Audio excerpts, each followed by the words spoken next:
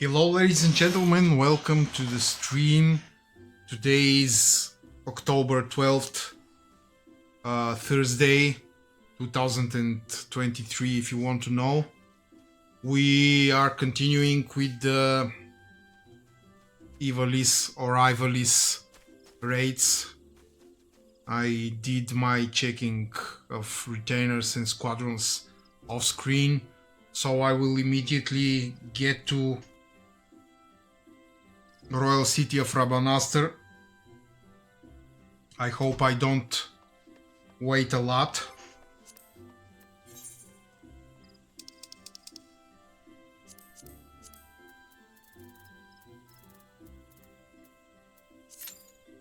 Let's go.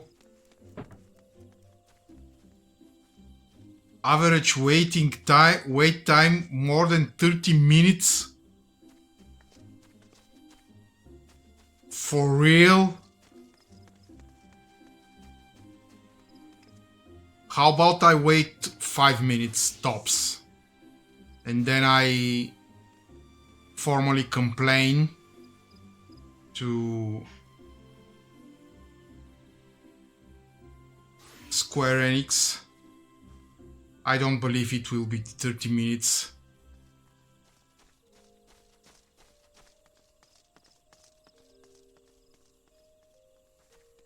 No, I will wait for 5 minutes and then I'm gonna continue with the patches, of course. I have plenty of things to do.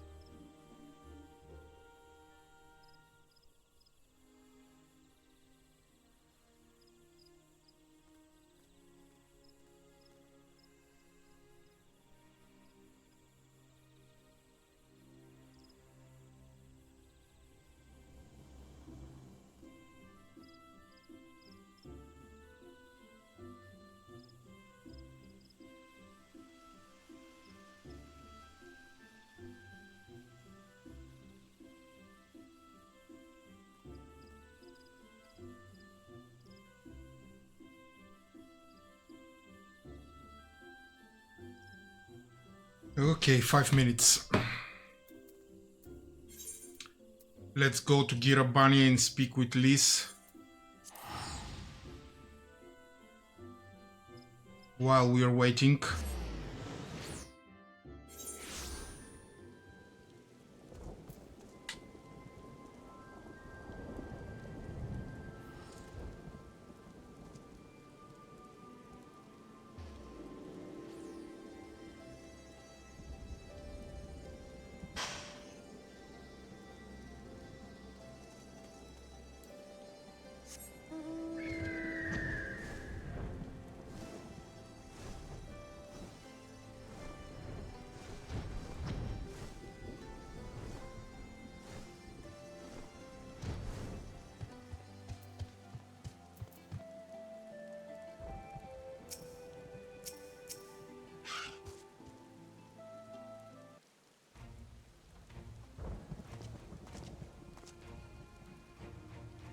My thanks, Roban. Listening to their anger, I could feel myself being swept away. It's a difficult tide to stem, because that same rage which brought us to our feet and carried us to victory. But now the war is over, all the unspent fury is being channeled into vengeance. Aye, and it's not just here, with reports of mobs forming all over. They've been targeting folk known to have cooperated with the Garleans. It starts with insults most often, then someone picks up a stone. Some industrious souls even thought to seek out the graves of Xenos and his officers. It was grim. I want to build a country where everyone, regardless of race or origin, can live side by side in peace, but maybe the time isn't right. Maybe people just aren't ready.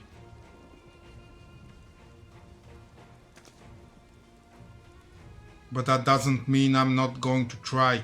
The representatives will be here soon, and I'll be damned if I'm going to give up before I've even begun. Who are these representatives exactly?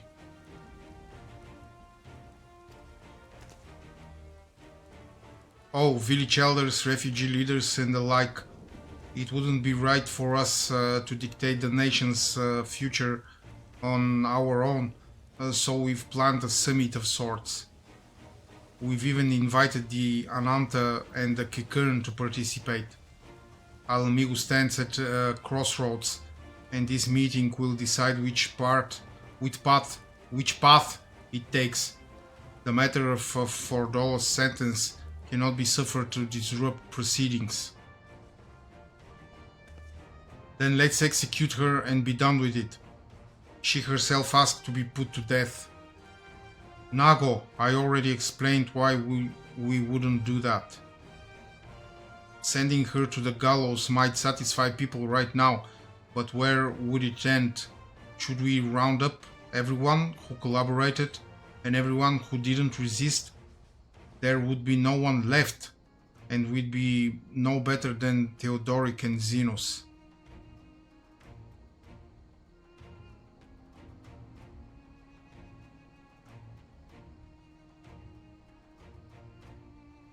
Begging your pardon, but might I be allowed to speak with Fordola? Only I caught a glimpse of her past. A moment of it, anyway, during the fight. She's done terrible things, aye, unforgivable things, but in some ways she's a victim of the circumstances in which she was born, and that's something I can understand. Alright, speak with the prison guard when you're ready, and I'll come and join you. I want to talk to her too. I'll return to my other duties then. We've barely begun to investigate the facility where they gave Fordola her powers. Be fairly warned, friends. She will test you. Don't let your emotions color your judgment when she does.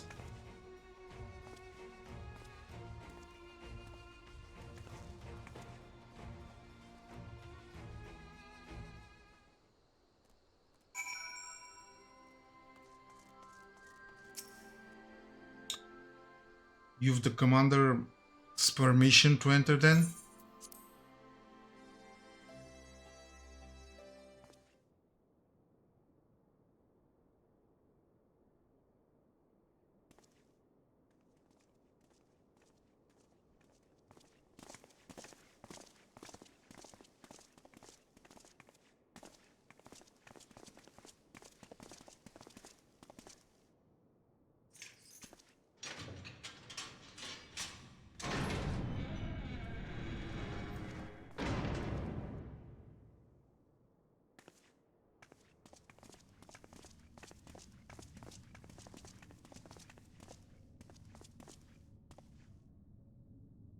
well, well.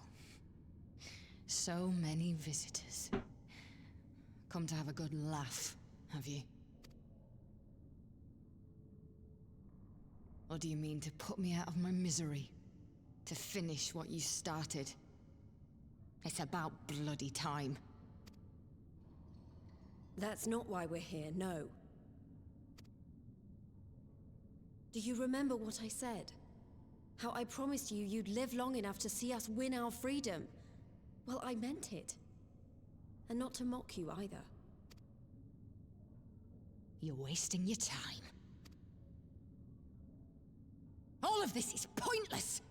There's no reason to keep me alive, and you know it!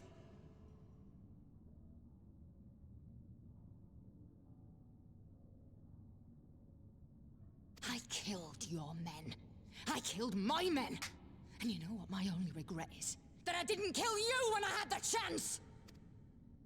That's a lie, and you know it! You think we can't tell what you're trying to do? That we're blind?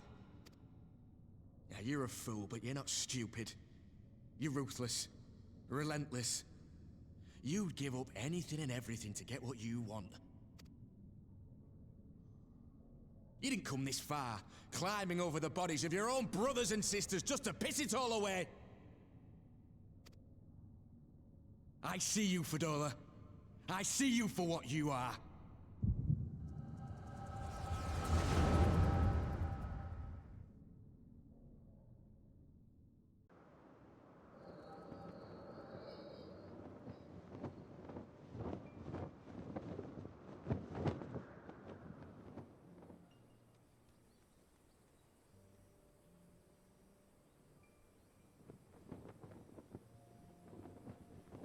Come along, Fedora. We mustn't be late. The Imperial Viceroy will be attending today's banquet. All right!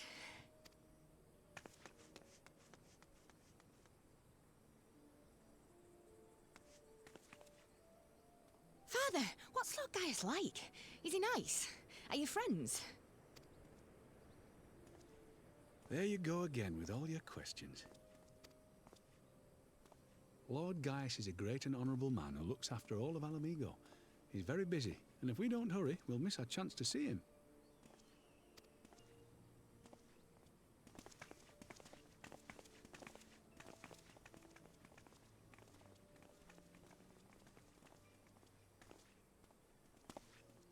Filthy tin-head lovers.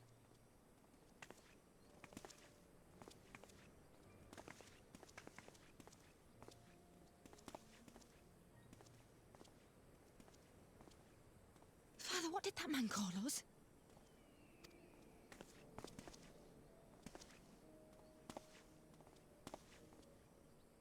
The little tin-head lover doesn't know what she is, eh?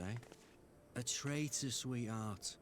A backstabbing bitch who'd gladly betray her kith and kin to gnaw on what few scraps the Imperials deign to toss her. Like your bastard father and whore mother. Oh, for Christ's sake! True! My parents are good people! They've never done anything like that!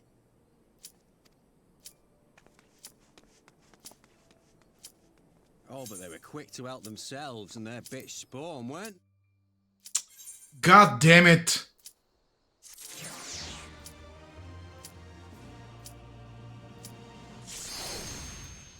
God damn it! I missed a good scene. Ah!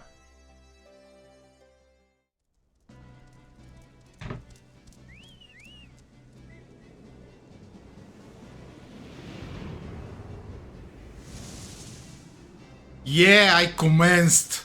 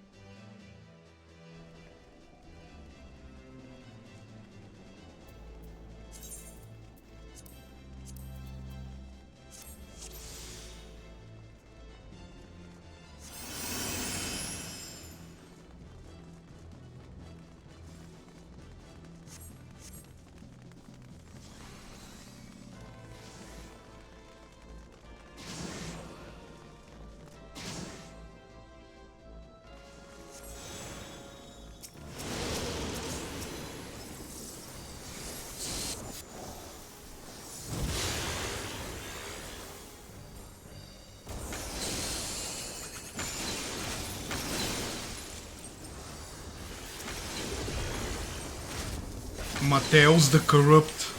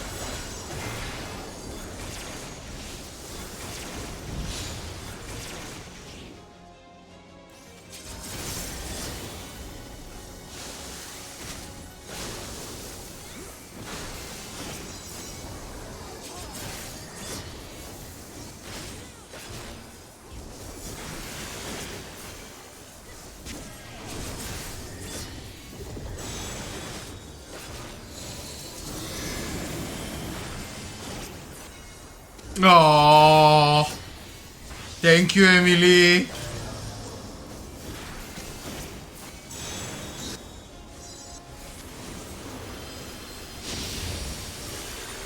Now you can lean again and find me a link.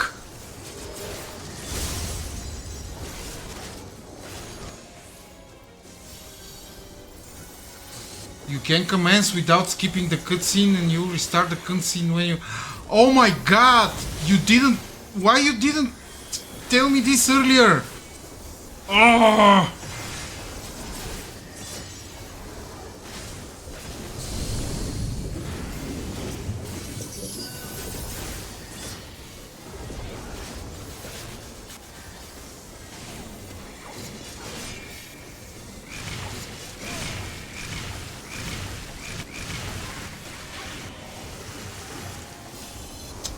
Oh my god, he moved.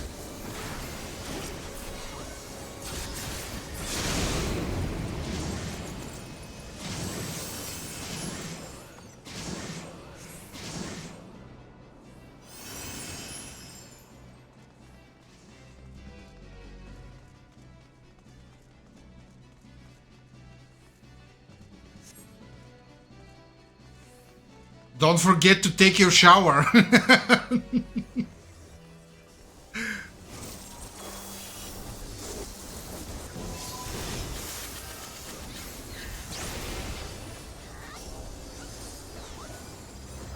Oh, you're out. Because I don't want you to go to work unclean because of me. I will not be able to live with it.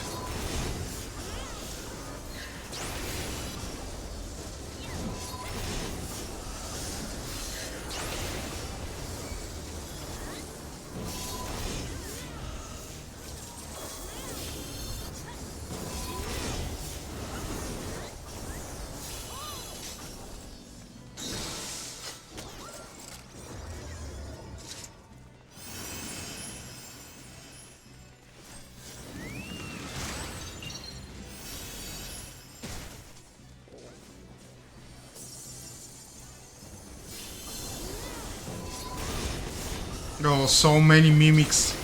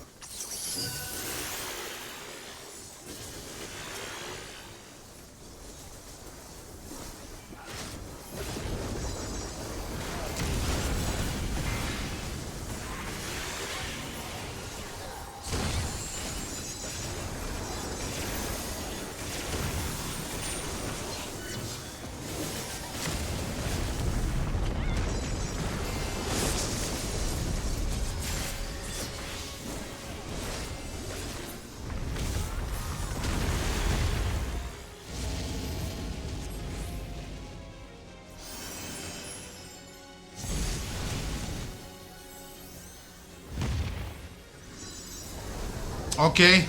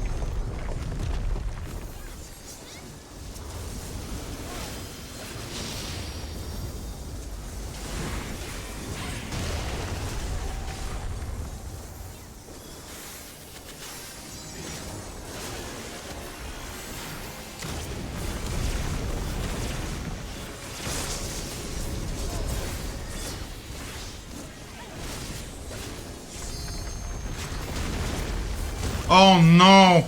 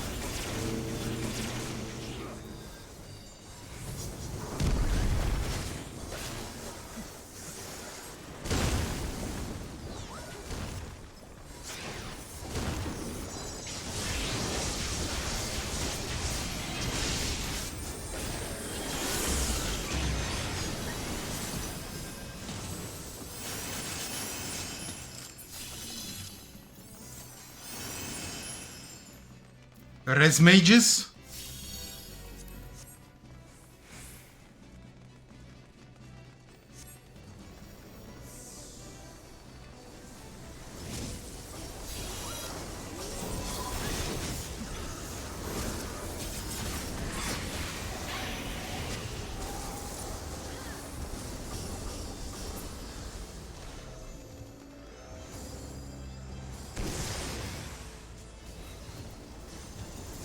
Oh, I didn't know that the red mage can raise.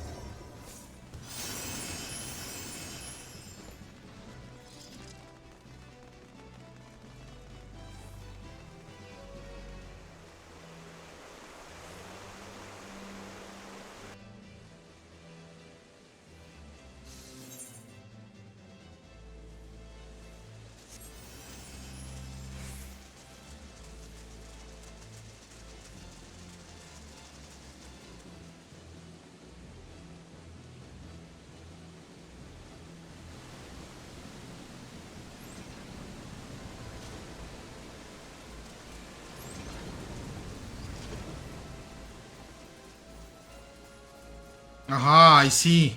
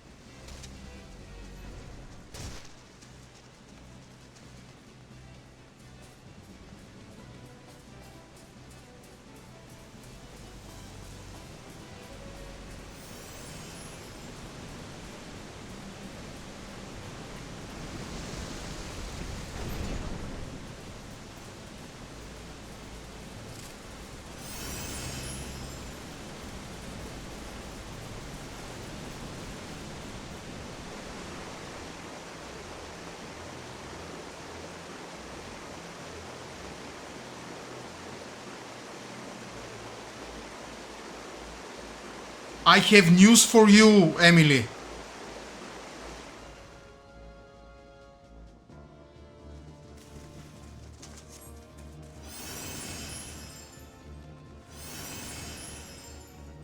So today, Jada Plinkett Smith said that she and Will Smith have been separated since 2016.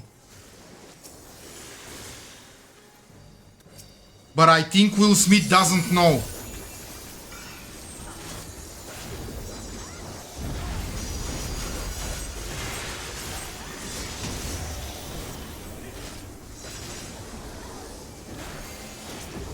And people are now wondering why did he slap, what did he slap Chris Rock for? He slapped him for nothing on the Oscars.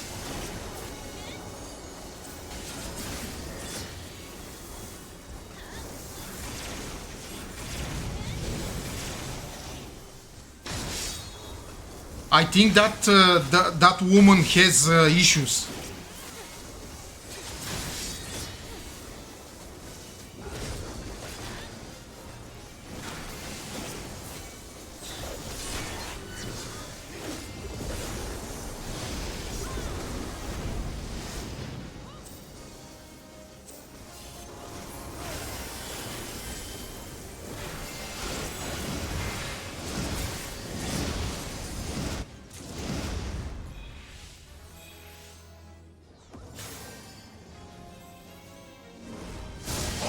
Oh shit.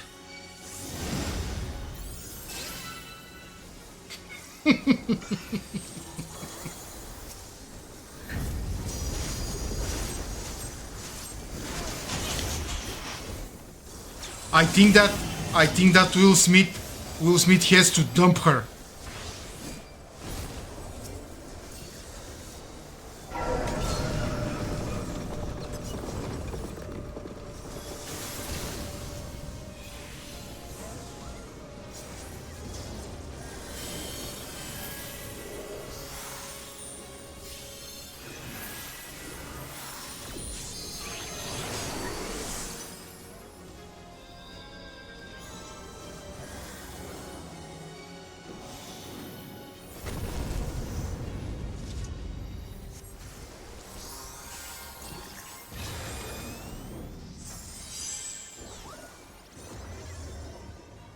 Since when they were together on the Oscars, the last Oscars.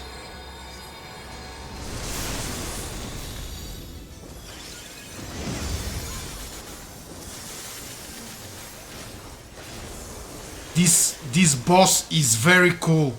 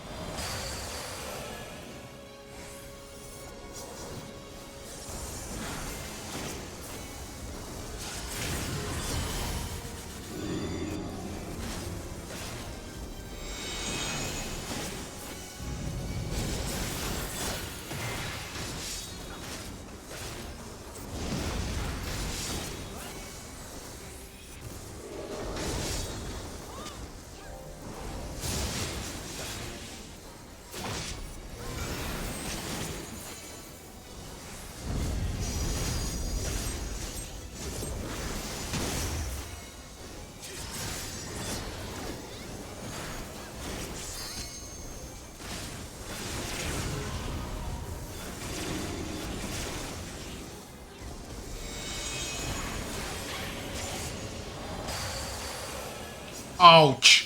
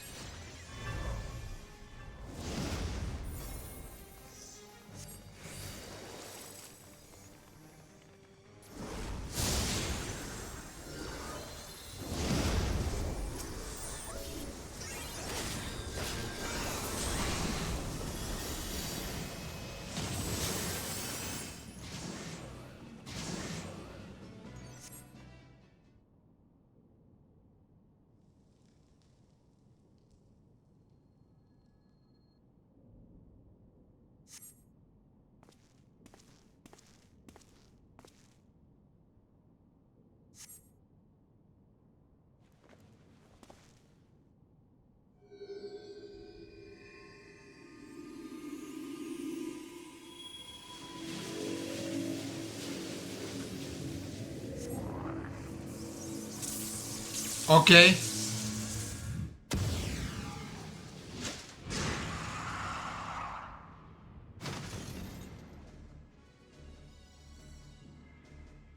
Who dares disturb the slumber of Ivalice, rightful king of Ivalice? So it's Ivalice, not Ivalice. Descendants of House Beowulf? Then by my sword shall I banish your souls to the deepest hell.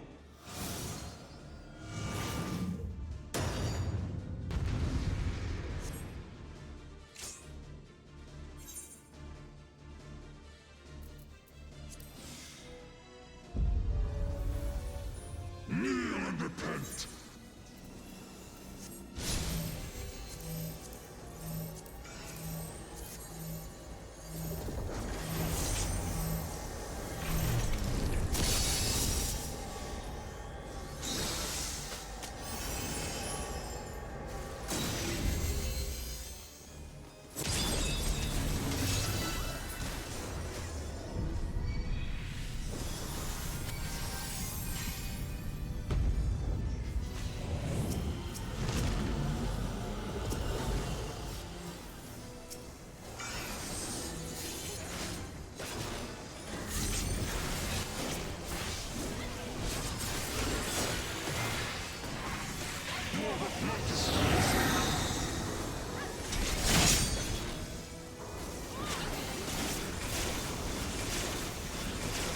Does it grieve you to see the depths of your own weakness laid bare? Maggots!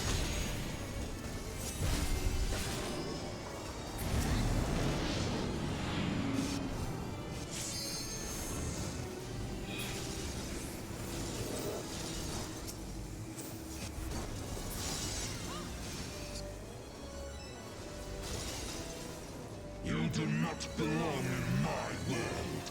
Step into nothing. Oh my god, I'm gonna go blind. My head hurts. Jesus Christ. Come on, I'm an old man.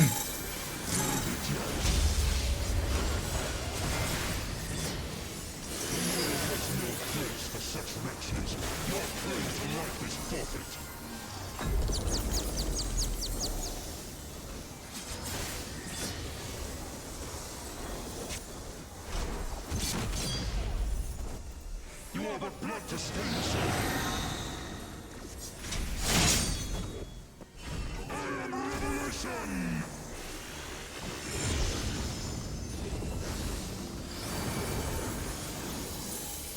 The voice of the god? Oh no. I am Revelation!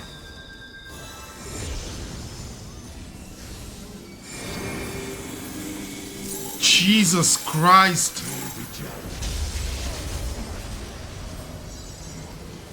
The world has no place for such wretches. Your claim to life is forfeit.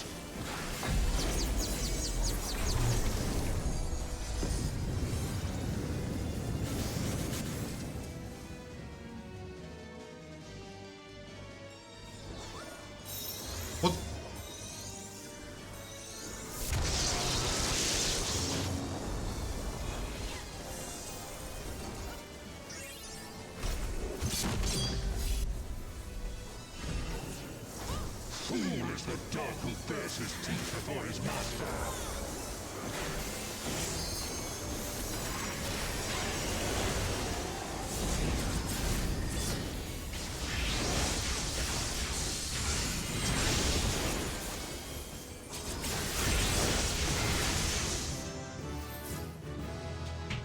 Jesus Christ. Where am I? This body. It is not my own. Oh, gods, what have I done? Save me! Ramza! Save me!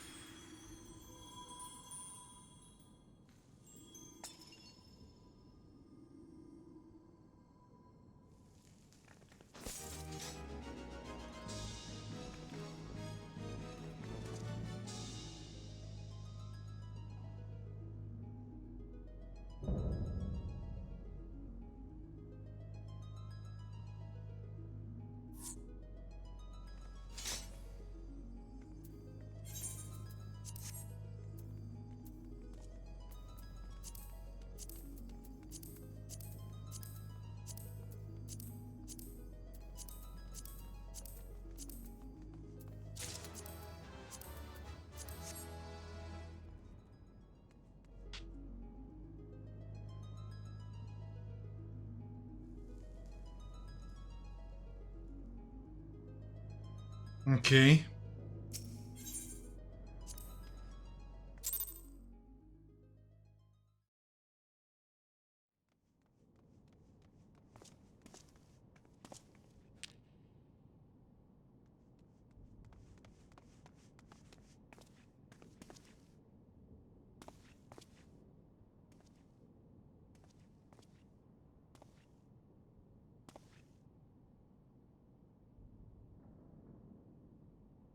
Oh, is this the guy? Yeah. Genomis, yeah. Where am I? Father! Ramza and the Warrior of Light. Yes, I know of you.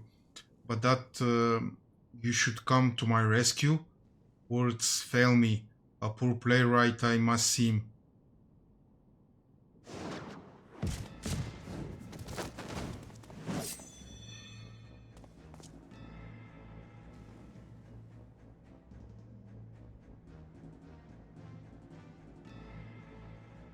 Who are these ugly motherfuckers? The term you're looking for is thank you, upon which note I, Bagamnan, Bounty Hunter, do humbly thank you, Warrior of Light, for delivering me this fine gift. Now hand over our sight unless you wish to see the desert sands turn red. And be quick, Giyuk here does not have the steadiest of hands. That one, she will bring it to me.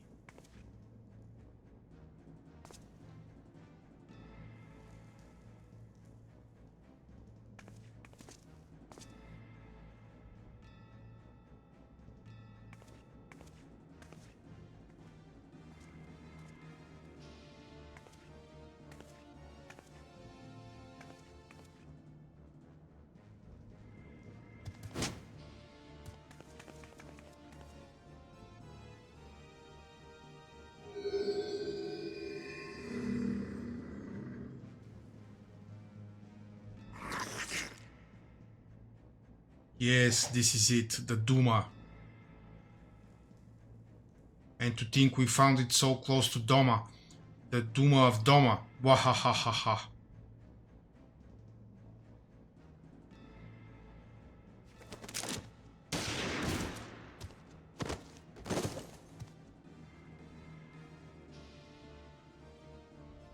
Enough, Boag. We would not have our guests think us underbred. You have what you want, you thieving lizards. Now unhand him. Of course, Abanga is always true to his word. I will be keeping this though.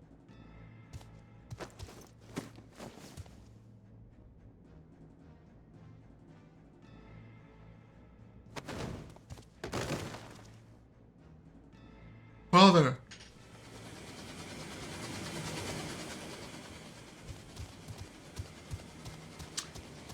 You've only ourselves to blame for this. But if you mislight the thought, you could always blame the gods. Not that they are listening to... Bahahaha. Get up, fool. We're leaving.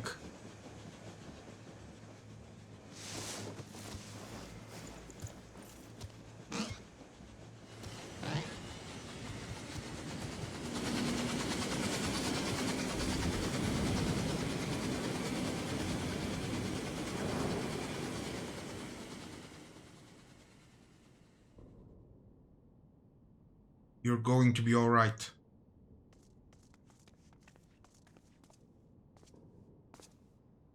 We cannot see to your father's hurts here.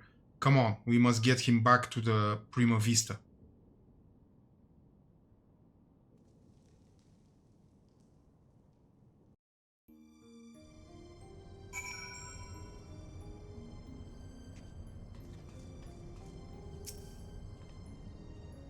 Genomis remains deep in slumber, but his breathing is steady and his fever has subsided. For now, all we can do is wait. I've sent word to Sid. I hope you don't mind.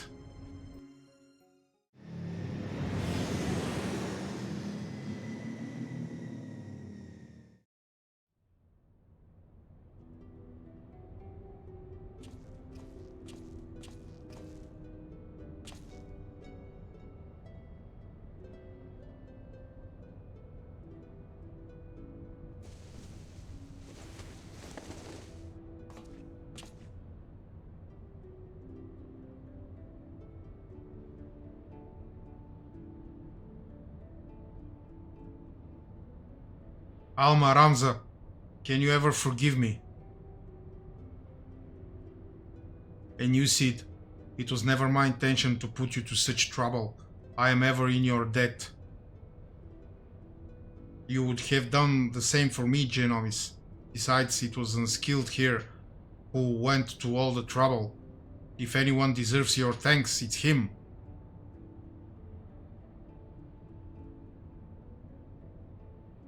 He's right, I have done naught to deserve your kindness, yet I am its beneficiary nonetheless.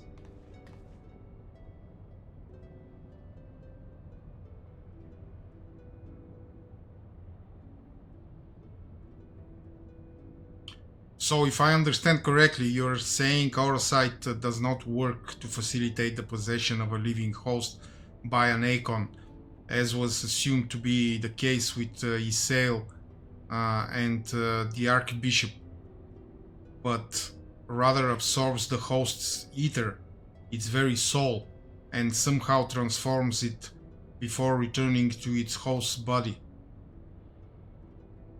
If that is the case, our Charlean allies will need to be informed immediately. But I suppose the real question here is, did you find what you came looking for?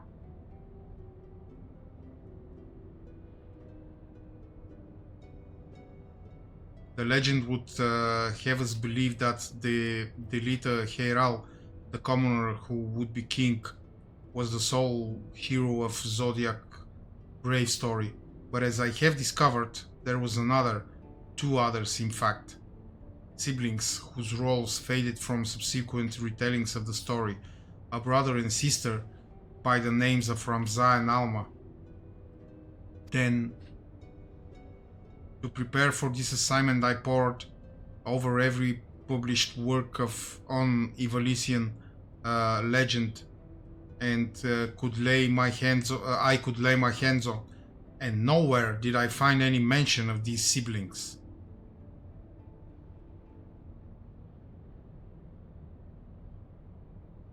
But I did. I uncovered irrefutable evidence that Delita had a close companion named Ramza, who aided him in his rise to power. This, in turn, led me to Alma, and that I might never lose sight of the truth, I named my own children after these lost players. I'm sorry I never told you any of this, Sid. but you must believe me, Ivalice has never been a mere pastime of mine. It is and forever will be my calling, my purpose, my family's purpose. Go on. The world knows me as Genomist Sen Lexendale, yet that is but my stage name. My true name is Aralzam Durai. Countless generations past, it was my ancestor who penned the Durai papers, an account of Ivalice and the War of the Lions that details what truly occurred during that turbulent era.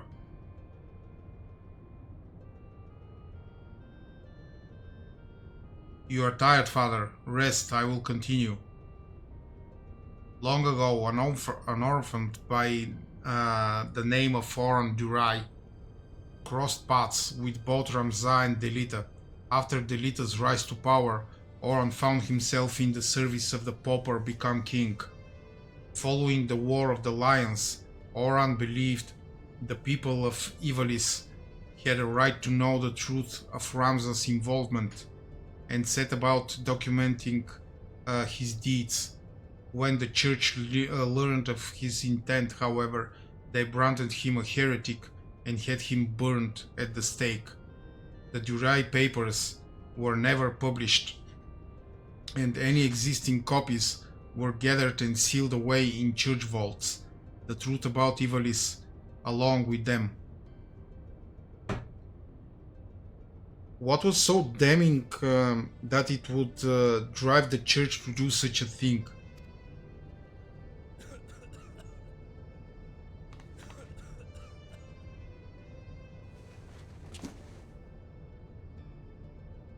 The answer to that question can be found in this book, the only surviving transcript of my ancestors' chronicle, copied from an early draft and passed down to untold generations.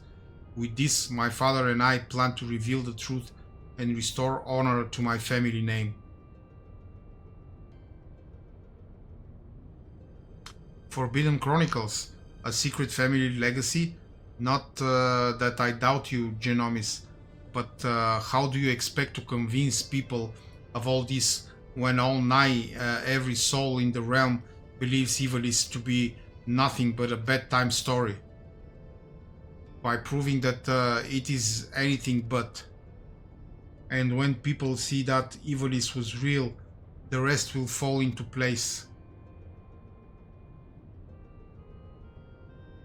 Were it as simple as bringing forth the chronicle and submitting it for review, we would of course have done so long ago, but alas, it is not. The Durai papers, you see, are written in High Ivalician, an ancient tongue long extinct. My father, his father, and his father before him labored tirelessly to decipher this tome, but for want of other sources made only fitful progress. A word here, a phrase there. It wasn't until a recent expedition to Rabanastre turned up several well-preserved artifacts that we were able to translate a small portion of the papers. Then the diary stolen by the Banga bounty hunters? I'm afraid so. Everything we had learned of the language was contained in those pages. Then we're back to where we started.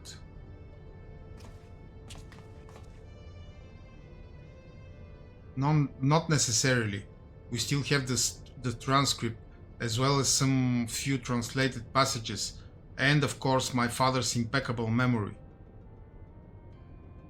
I have come too far to allow so simple a setback to deter me from my purpose. I will show the world the truth, if it is the last thing I do.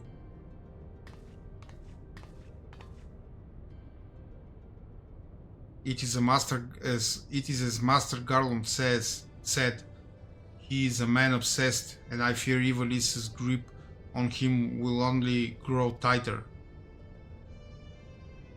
father was fortunate to escape Rabanastre with his life, and already he speaks of continuing his quest. Promise me you'll keep him safe, please.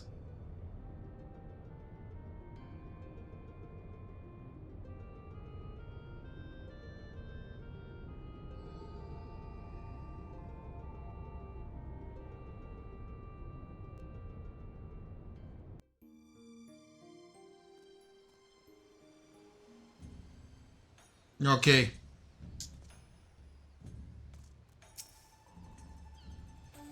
After what I've seen here, I'm all but convinced that Ivalice exists, at least in some form. The problem will be gathering sufficient evidence to convince the thousands of scholars and historians who have based their careers on the presumption that it doesn't. Not that I've ever been one to shy from a challenge, especially when it means the story of the century. If you're in unskilled, then I'm in. If you're not in, well, I'm still in. Either way, you'll be hearing from me again soon. That much I promise you. Nice. Okay, I'll take a break because I have to get some dinner. My wife cooked again. This time nothing special, but I have to go eat. And I'll be back in 20 minutes. Be right back.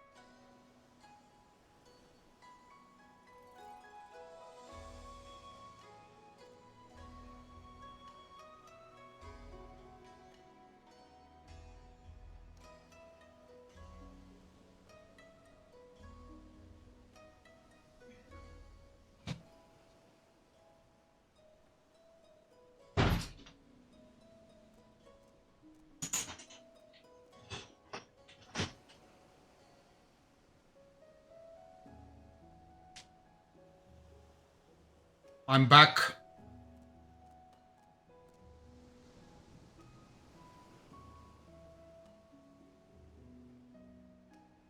Aha, let's see it.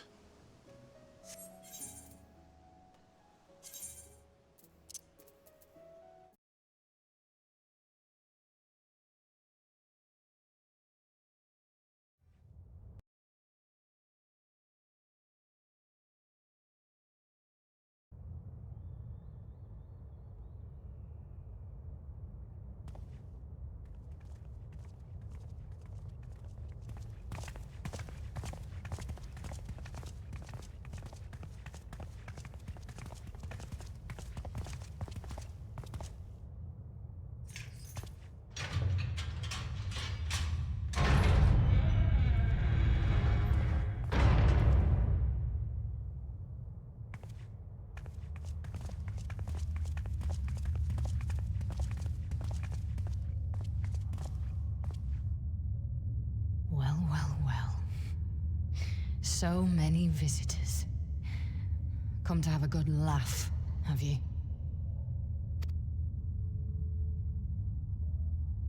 Or do you mean to put me out of my misery? To finish what you started? It's about bloody time. That's not why we're here, no. Do you remember what I said? How I promised you you'd live long enough to see us win our freedom? Well, I meant it. And not to mock you either. You're wasting your time. All of this is pointless! There's no reason to keep me alive, and you know it! I killed your men. I killed my men. And you know what my only regret is? That I didn't kill you when I had the chance! That's a lie, and you know it. You think we can't tell what you're trying to do? That we're blind? Yeah, you're a fool, but you're not stupid. You're ruthless. Relentless. You'd give up anything and everything to get what you want. You didn't come this far, climbing over the bodies of your own brothers and sisters just to piss it all away. I see you, Fedora. I see you for what you are.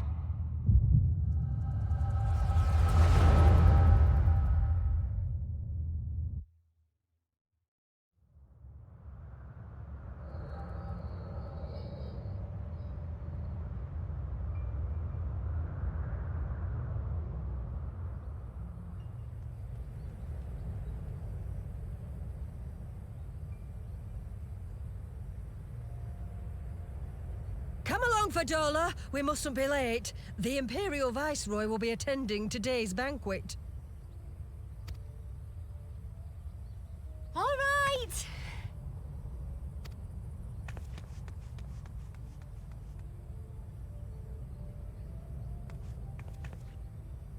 Father, what's Lord Gaius like? Is he nice? Are you friends? There you go again with all your questions. Lord Gaius is a great and honourable man who looks after all of Alamigo. He's very busy, and if we don't hurry, we'll miss our chance to see him.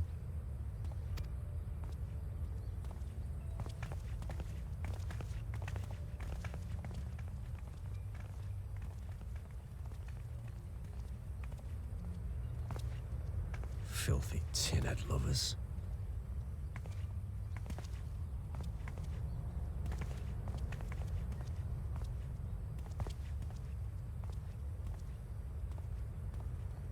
Father, what did that man call us?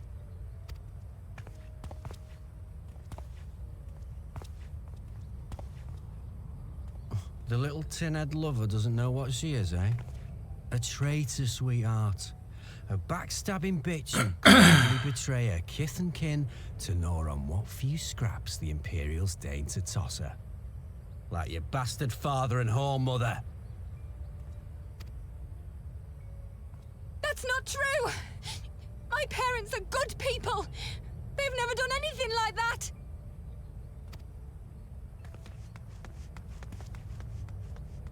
Oh, but they were quick to help themselves and their bitch spawn, weren't they? You're just as guilty as them.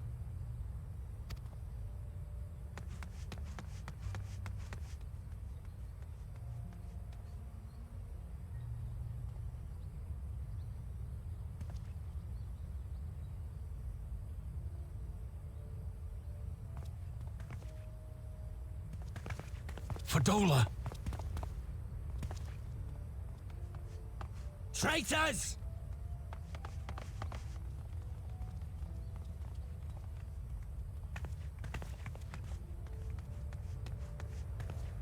Please! You have to do something! My husband and daughter are in danger! Soldiers of the Imperial Army are under no obligation to intervene in the disputes of Arn. We're citizens! We have rights! Ah! Father, I'm scared. It's all right. It's all right. They don't understand, but they'll see in time. They'll see that this is the only way to survive.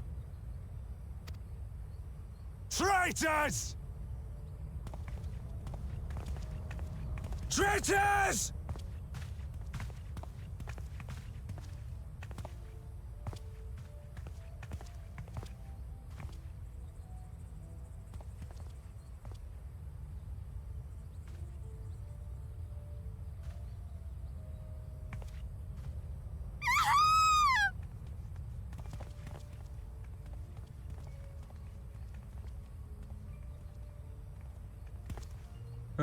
Let the savages have their fun. They'll be more compliant once they've tired themselves out.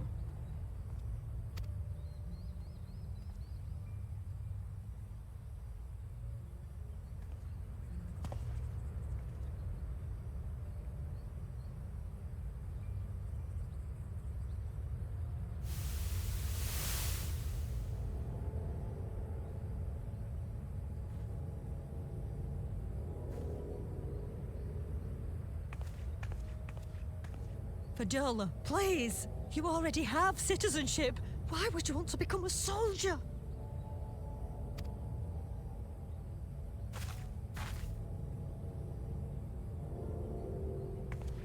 Oh, gods! What have you done to your face? Forgotten it already, have you? I'm honoring Father's memory. By telling the world that you know better than a common savage.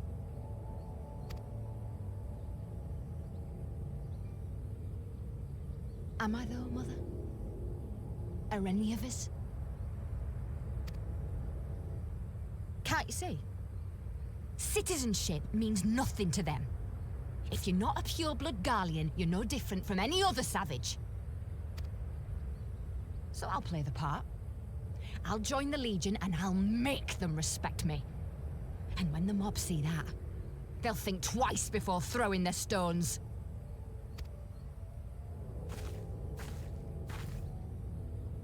Ansfrid, Rudolph, Emlyn. It's time.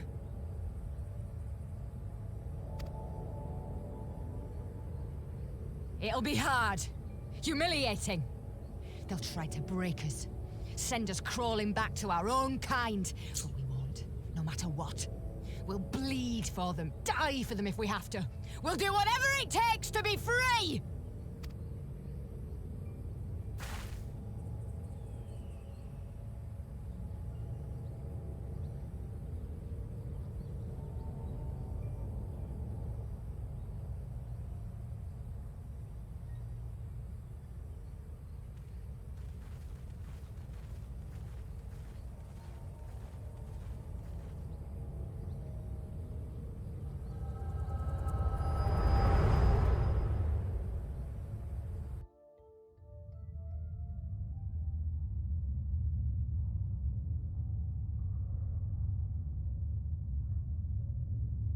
So, you mean to play the part one last time, eh? The unrepentant traitor whose death will serve to unite the people? Shut up. You had every chance to kill yourself. Fasten a noose from your clothes. Wait for the guards to leave you alone long enough to slip it over your neck. I said shut up! Oh, but then it would have all been for nothing, wouldn't it? Whatever it takes. That's what you said.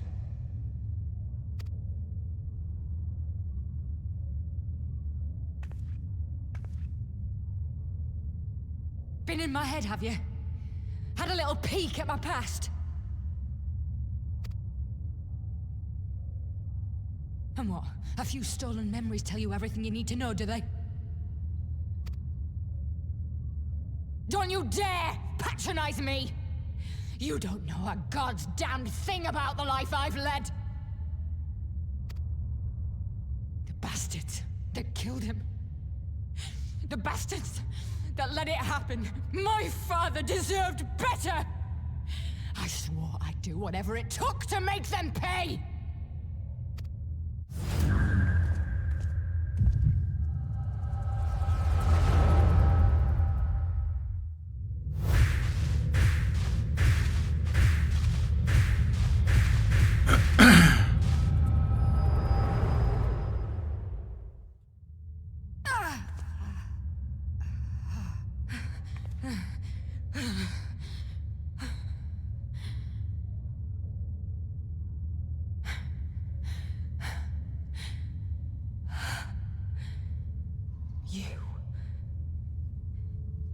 You. All that power. All that pain. It's too much. Too much for anyone. The things they've done to you. The lies. The betrayal. The endless fighting. Yet there you stand. Unbroken. How? Why?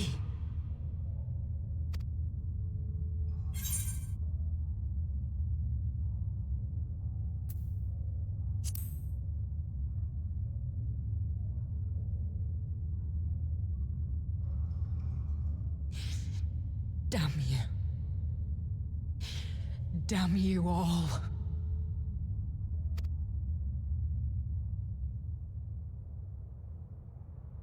You still have time, Fordola. Think about how you want to spend it.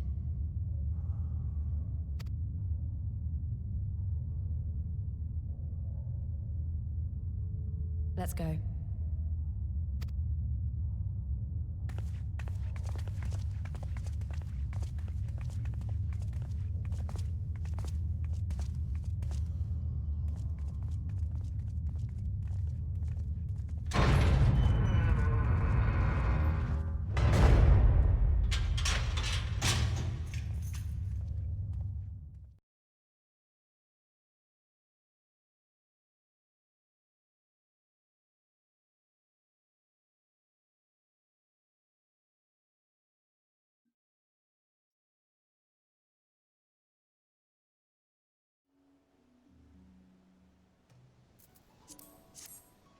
Nice.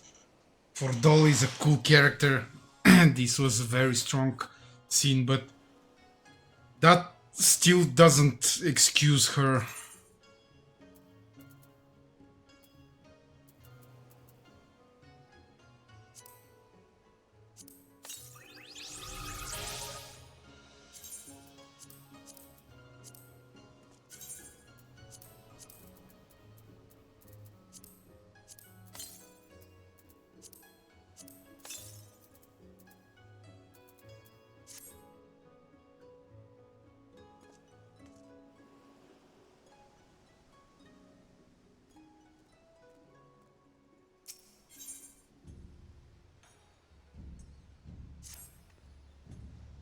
Unskilled. Where in the world have you been? Did you not receive Alma's summons? Principal Lexentel's research into the Aura site may finally have borne fruit. We must try it, and we must hurry to the Prima Vista before they embark on some grand and perilous adventure without us.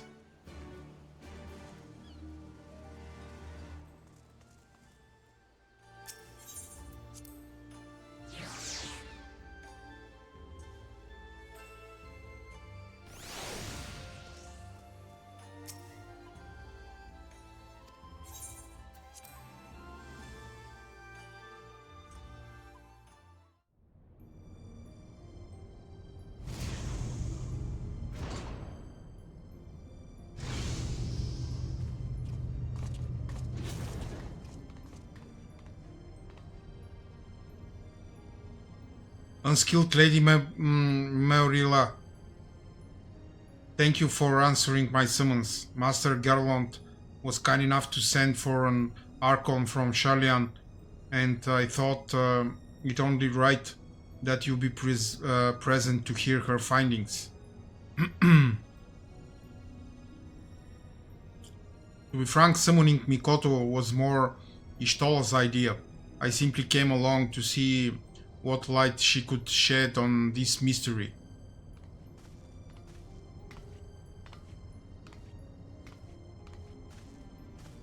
I am Mikoto of House Jinba, a Doman, though my years in Charlian have made me a stranger here. You must be an unskilled guy, fabled liberator of men, slayer of false gods, warrior of light. I thought you'd be taller. Yeah, that's nice.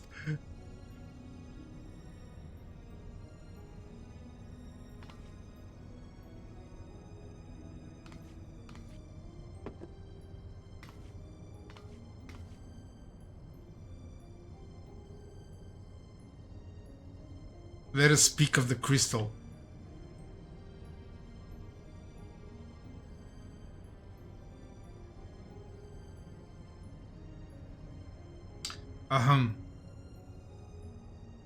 The Otius, one of but many Aurosite shards that aided noble Delita's rise to regent.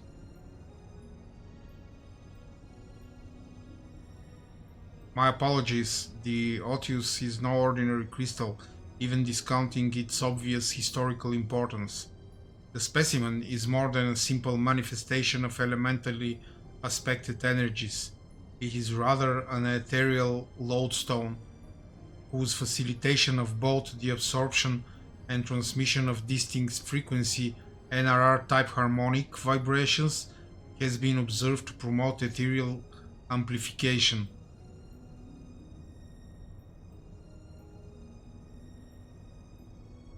Whatever. The resultant neuroharmonic disturbance allows for a highly unique emittance of CPRS waves that, instead of radiating outward with a determinate factor of dispersal, instead resonate inward at a frequency so labored, my estimates place the rate of VRT decay at upwards of several centuries, though I must admit I lack sufficient variates to complete a truly comprehensive graphical assessment.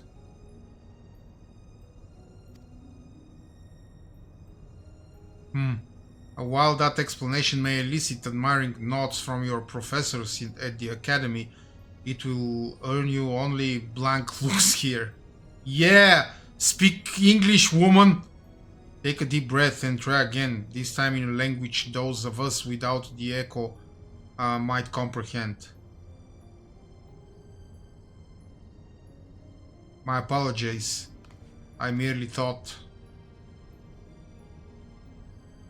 Apologies will see us no nearer to an answer. A simpler explanation will.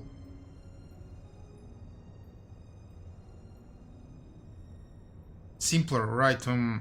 Ether is not only the building block of all things material, but those immaterial as well.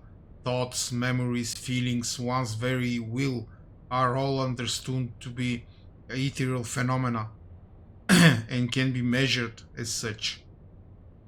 Unlike most crystals, which only can emit elemental energies, Aurosite is tuned not only to absorb ether, but ether specific to the immaterial. That ether is then stored and multiplied within its crystalline confines until external stimuli precipitate release.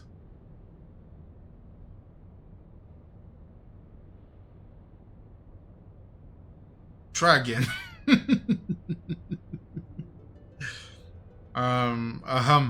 Under appropriate conditions, a strong will or desire can become imprinted upon the aurosite and stored until fomentation, at which time the desire becomes manifest. Fomentation? What my studious young friend is trying to say is that the Otius takes one's deepest fantasies and makes them reality. Ah, yes, that is simpler. You may choose to think of it as a process akin to that of summoning a primal. There being one marked difference, primal summoning requires a supplemental energy source, such as a horde of elementally charged crystals. Aurosite, on the other hand, has the capacity to serve as its own source of power.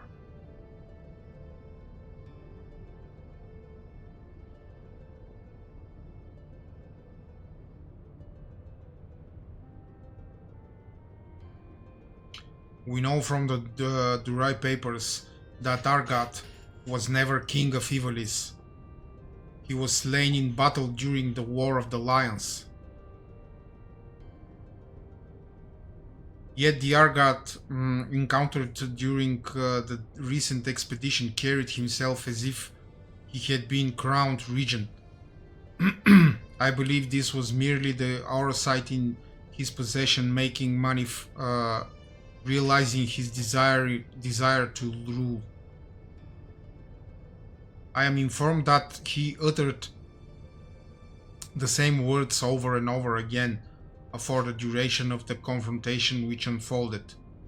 If that is the case, it is possible that it was not actually Argat who uttered them, but the aurosite itself.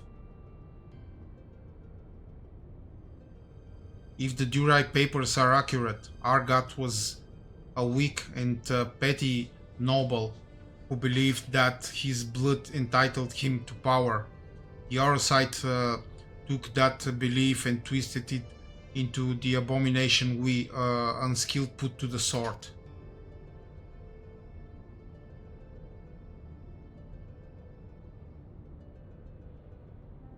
Then you are saying the crystal could prove a threat? The aurosite, Alma, and not necessarily.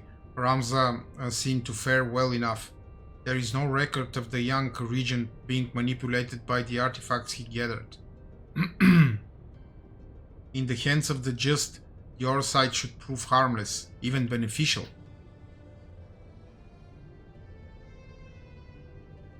To paraphrase, it is not the weapon that kills, but the one who wields it. Now where have I heard that before?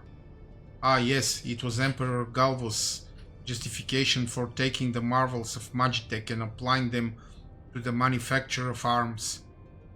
Where, after all, was the harm if it allowed him to bring order to the three great continents? You draw an intriguing parallel, Master Garland. The properties of these crystals are so singular, I do begin to wonder if they, like Magitech, are products of science and not nature. That they were created by someone to... But who? What manner of person would even be capable of such a feat?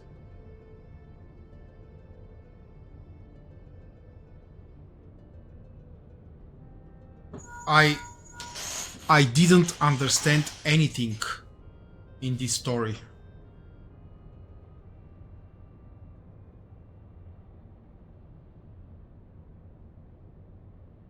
Now that is an interesting question, the answer to which I look forward to hearing. Regrettably, I have pressing matters to attend to elsewhere. Fear not, however, Mikoto's insight will prove far more beneficial than anything I might accidentally contribute. Good day to you all.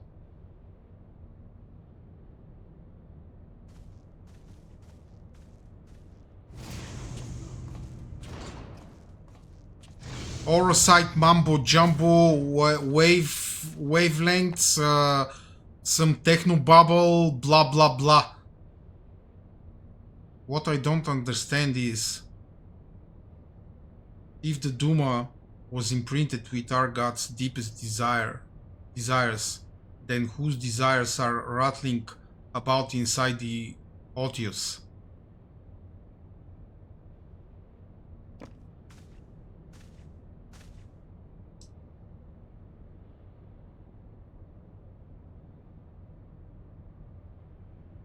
Yes, okay, thank you. That's a good exposition. I had the same question and thus conducted a thorough inspection of the crystal upon my arrival. The results were inconclusive.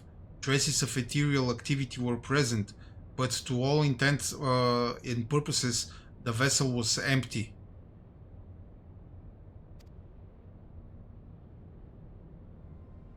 Empty. But what of the voices I heard? Voices? I heard nothing of the sort. The only voices you heard, Alma, were in your stubborn head. Ramza, why won't you... Shall we speak of voices then? What of yours, Alma? Our resident voice of dissent. You have done naught but questioned the wisdom of our research from the moment we left Garlemald. Would you put your petty worries above our family's calling?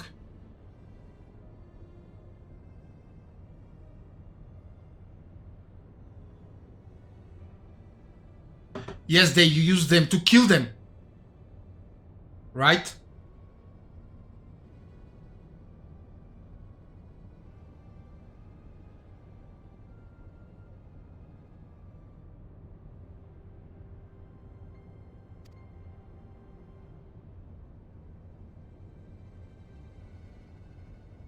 No, I would never.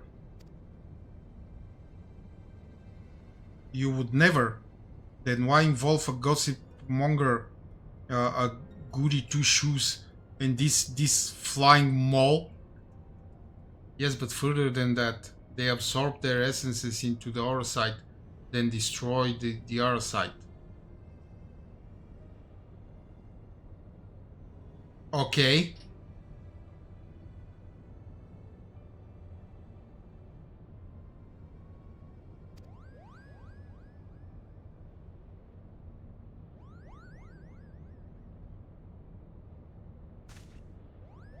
Please tell me you can see that.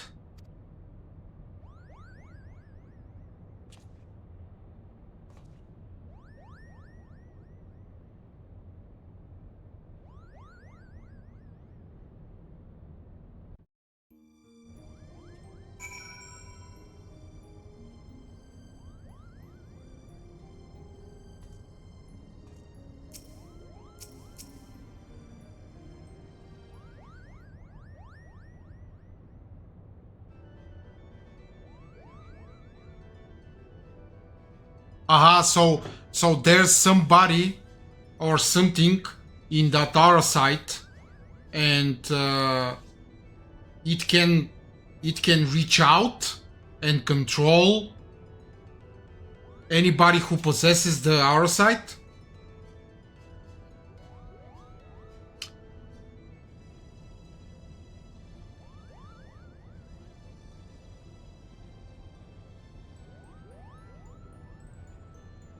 I see.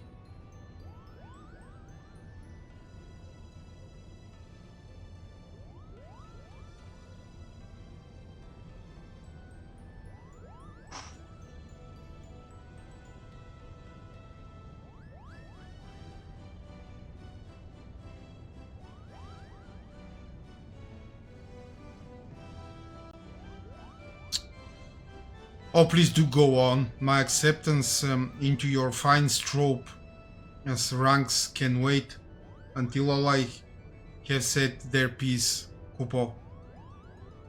Guards, get this Mont Blanc. My name is Mont Blanc.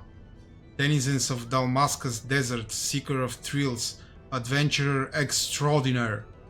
But you may call me Mont Blanc, Kupo.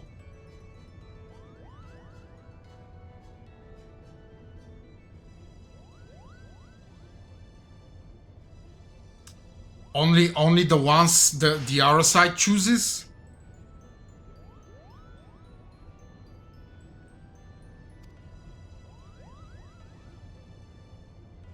Dalmasca has long been known as a melting pot for myriad cultures, where minor races such as the Sikh, the Banga, and the Vieira might live in relative harmony with Hiur, Elezen, and others.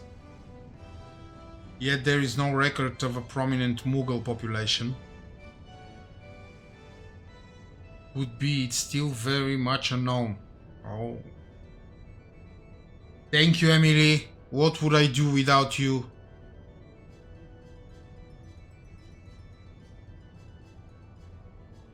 Aha, I see. Most likely because we are neither prominent nor populous. My people are nomadic by nature, even drawn to the elusive frontier and the freedom she promises, Kupo.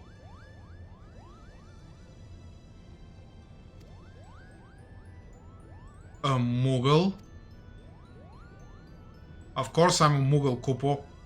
You think the adorable wings and the fluffy palm would have given it away. Now about my admission to the Majestic. I will allow no such thing. The Majestic is the Empire's premier theater company.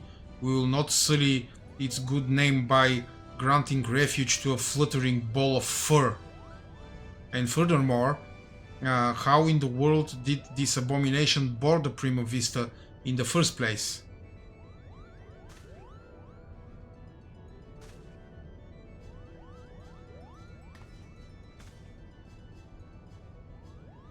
By means of his wings, were I to guess. As for his admission to our company, I do not seem to recall race, creed or allegiance on my list of prerequisites, do you? No, father. Yeah, you're still a racist little shite. Very well then, Mont Blanc. What is it exactly that calls you to the stage, our stage?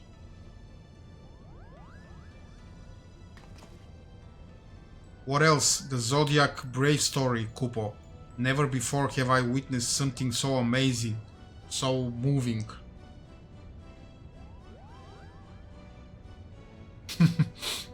Yeah.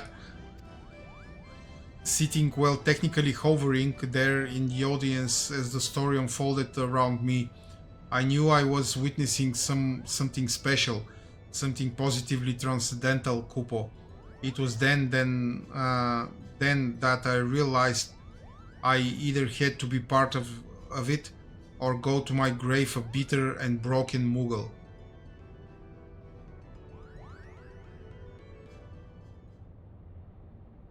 Was this his realization before or after you swore you simply had to become the realm's greatest marauder, Kupo?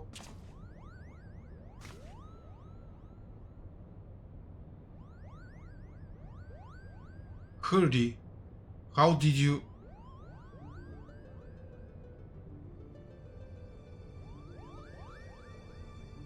Perhaps you'd have more success at running away if you didn't reveal your grand designs to every other fool you happen to meet, Kupo. Was it not but 20 nights ago you took up an axe, Kupo? Now here you are professing your passion for the stage before carving even a single notch in your haft? Do you not remember, to he who churns the butter goes the sweetest bread?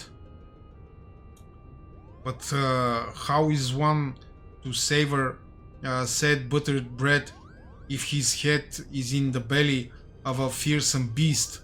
You accuse me of giving up when I merely came to the realization that continuing would end in failure. Only through a change, of course, could I reach my final destination, Kupo. And that destination is what? Mummer? Are you sure it is not Geomancer? Arithmetician? Templar? Do not bother answering, Kupo. We all know you'll be singing a different tune come cockcrow. That is where you are mistaken, Herdy. I was destined to be a thespian. I can feel it in my fur. The role of Delita was made for me. Made for me, Kupo. Kupo, enough.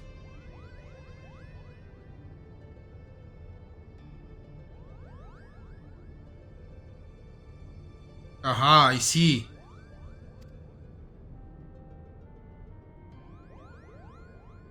The actresses in our company trained at the Empire's finest institutes. They represent the pinnacle of the profession not only in Garlemald, but across the entire world. A vagrant buttmole like you could never hope to share a stage with such artists, let alone play the part of a hero like Delita. You yourself admitted you were too craven to face a solitary beast. How do you imagine you would fare against a pack of theater critics? Any troupe would need proof of valor before it could even consider.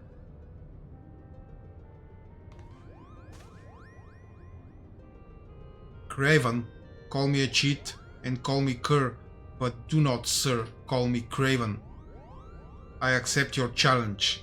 Slay but one foul beast by my own hand, and the majestic theater company will accept me into its ranks, Kupo. Wait, I issued no such. You are all here witnesses, Kupo. When I return with the head of a terrible beast in my gore-stained hands, you will be honor-bound to welcome me, Mont Blanc the Mummer, into the fabled ranks of the majestic. Good day. Wonderful. What do we do now? What do? We do nothing. If that buttmole wishes to throw himself on the horns of a stampeding Zo, I will not stand in his way. I believe the proper term of derogation is mole butt. And I should warn you, Muggles do not take kindly to those who use it. Why must you always put yourself above others, brother? Did you learn nothing from Argat's wretched example?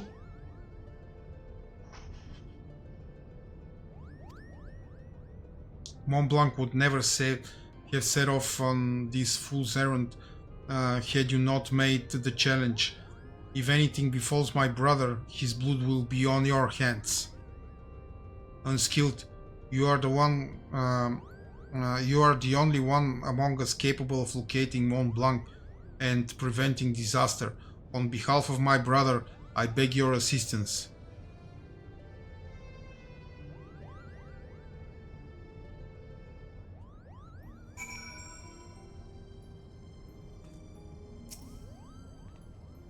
My brother can be rather simple-minded when it comes to such matters.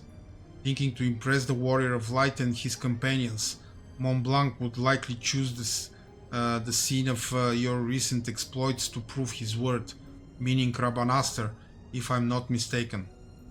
Pardon my language, but that Ramza really is an incurable little prick. Is he not? How dare he speak to his sister and the Moogle in that manner? I couldn't decide which was worse, the things he said or the way the principal sat back and let him say them. But I suppose it is none of our concern. For now, let us concentrate on the task at hand, finding that Moogle before he does something we'll all regret. What say we start nearby? Pier 2 perhaps?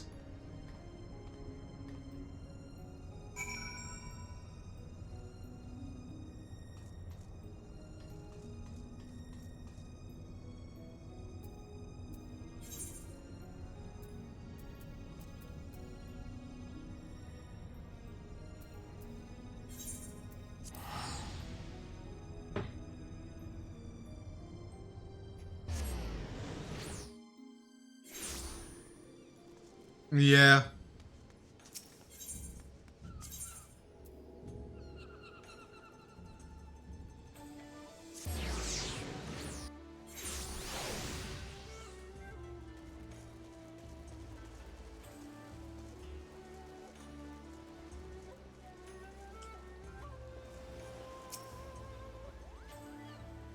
The Falcon Porter tells us that he set a traveling blacksmith away to Yanja, not a Belfast. And why would that be of interest to us, you ask? Because said peddler of iron and steel, he was seen to be carrying a bag stuffed to the brim with, and I quote, albino mole fur and purple bat wings. Mont Blanc. Not that we look like that, Kupo. The quickest route into Dalmasca is via the One River and its western tributaries. If Mont Blanc is bound for Rabanastre, we will seek passage from the Glittering Basin.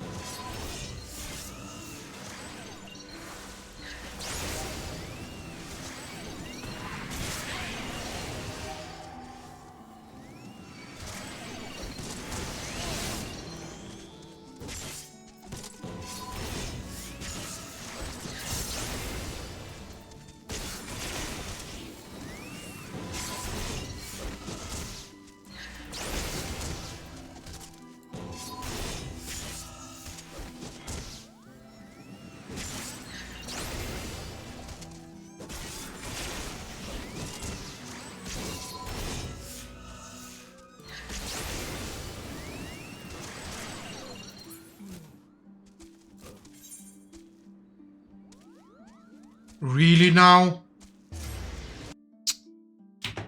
Oh. Oh my god.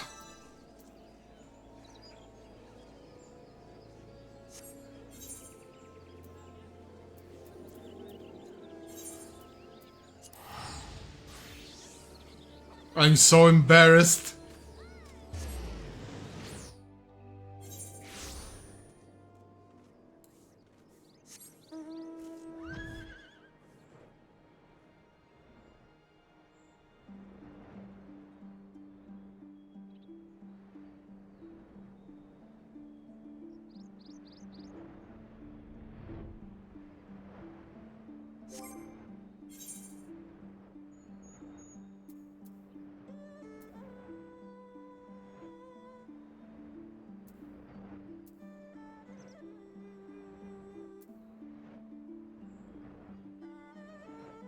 What's wrong with my gear?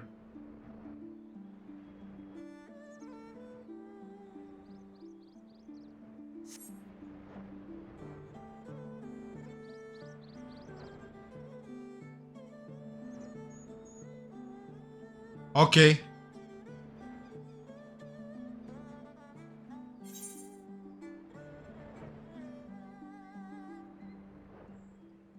Oh, you are concerned for me. That's so cute.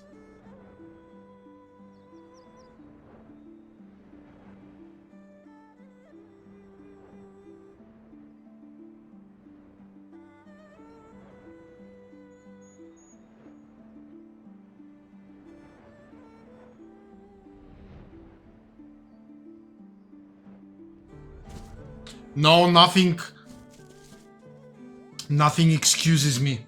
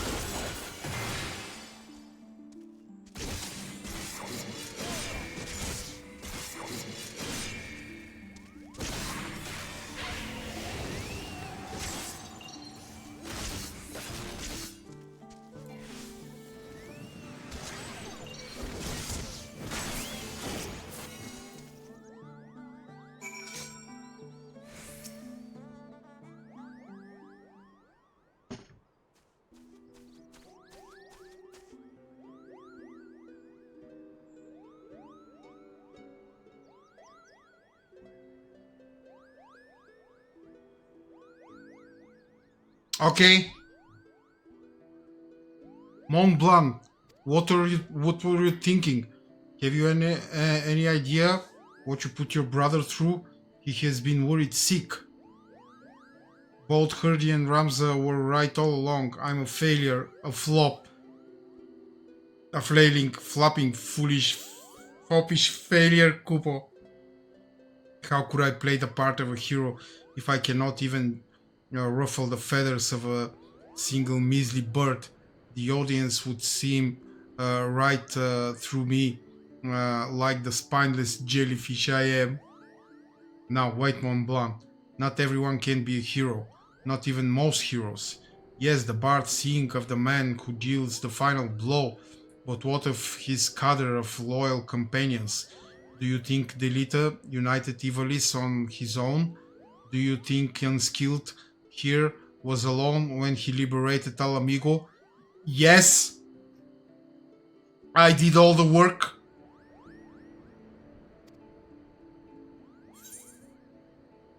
We are never alone on the battlefield.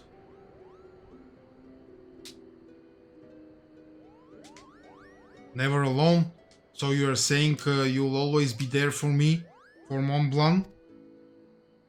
I think he was speaking metaphorically. Let us not dwell on the details. The day is saved and Mont Blanc has escaped his son's scratch or the singe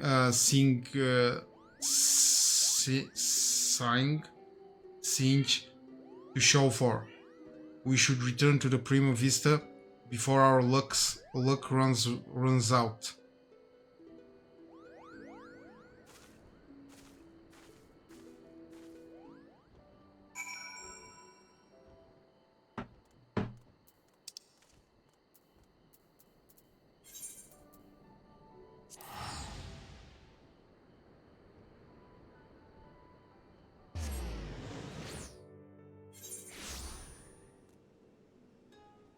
There are too many buttons on this Dark Knight, Emily. You know, I'm an old man with bad memory. I like simple things, you know.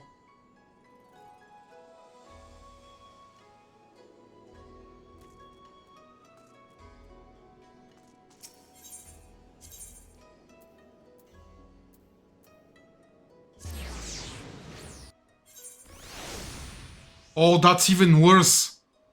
That's why I have a controller and I spent 150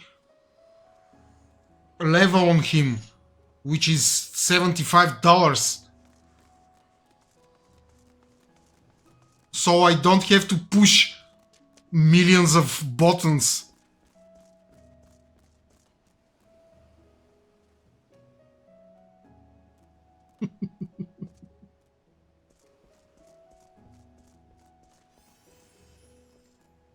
I hope I didn't. I wasn't too loud when I said how many do I actually have.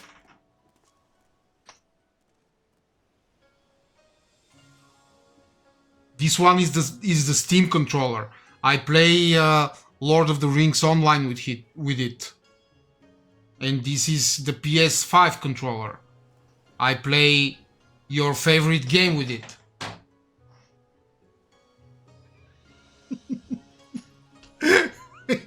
Yeah.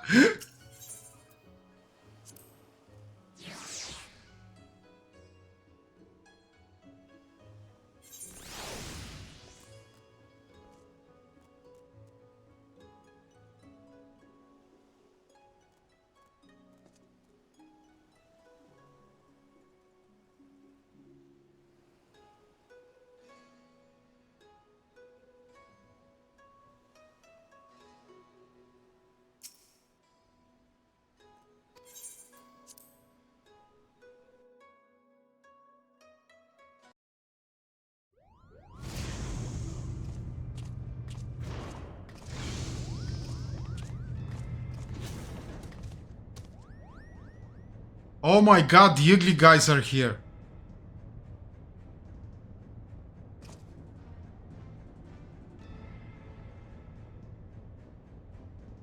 Please, this ship is a place of peace. Release my sister or you will answer to me. Just a moment, please.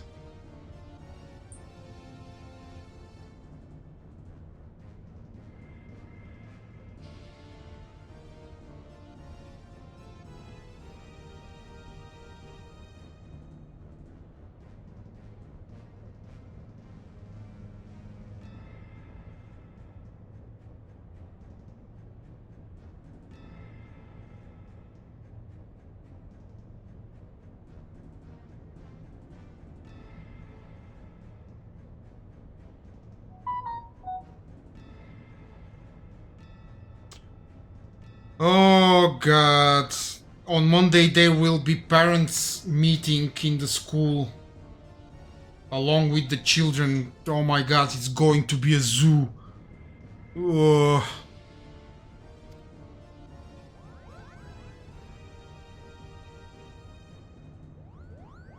I hate other people, and I especially hate other parents. When the kid's away, put that damnable thing down, Ramza. You're not helping matters. We have no quarrel with you or yours. We only seek aid in finding our leader, Bagamnan. You seek our help? You who threatened to kill my father, who stole his work and made fools of us all? Never. Silence, Ramza. They have Alma. We will hear what they have to say. As I said, we have no quarrel with you. We only did what was necessary to secure an audience. We surrender our weapons and offer you journal as an act of good faith.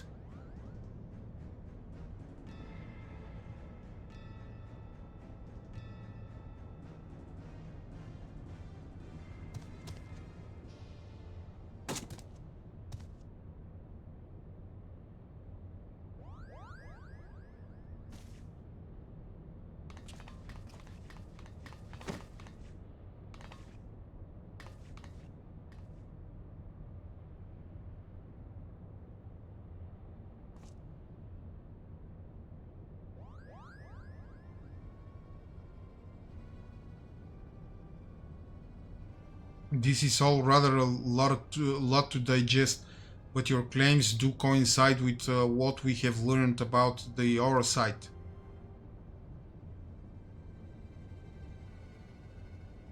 You're saying that Crystal did something to our captain?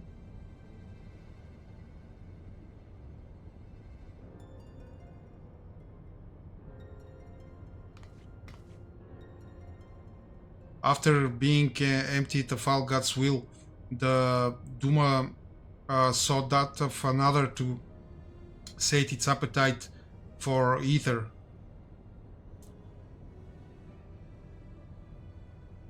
You're saying that that crystal ate our captain? Not his body, no, only his soul. His soul? Tell me, what in your opinion was your leader's deepest desire? What was it that he longs for above all else in the world?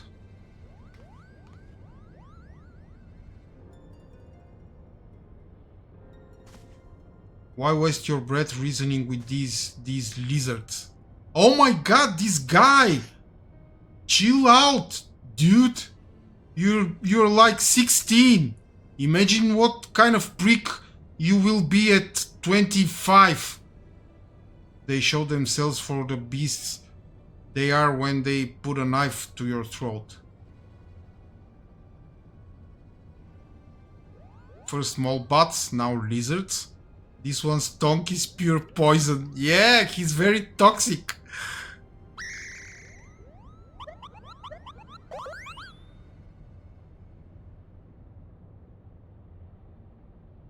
The boy can call us what he pleases. For our past failings, we deserve no better.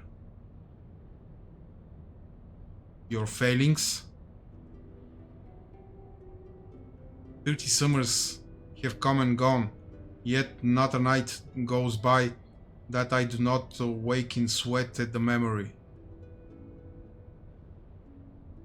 We were fusiliers in the Dalmascan army, stationed in the royal stronghold at Nalbina. Nalbina fortress was reputed to be impenetrable. Its fall to the 4th Legion proved a turning point in the Imperial campaign, dealing a crushing blow to Dalmascan morale and ultimately marking the beginning of the kingdom's end.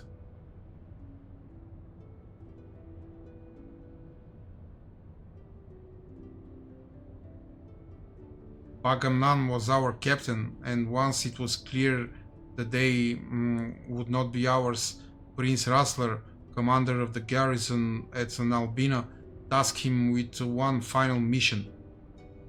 Our unit was to escort His Highness' twin sister, the Princess Ashelia, away from the fortress and thence to safety, or tense. But things did not go as planned.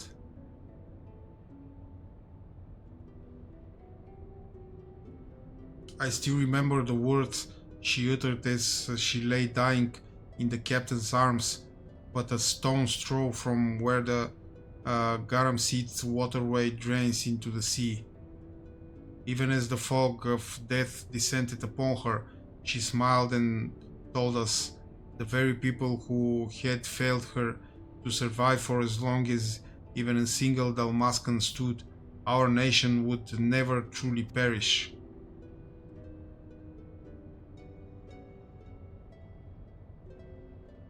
But it should not have been us who survived. By failing to protect our charge, we betrayed the princess and her memory and brought shame upon our race. So yes, we are not but cold-blooded lizards, deserving of whatever scorn you deign to heap on us.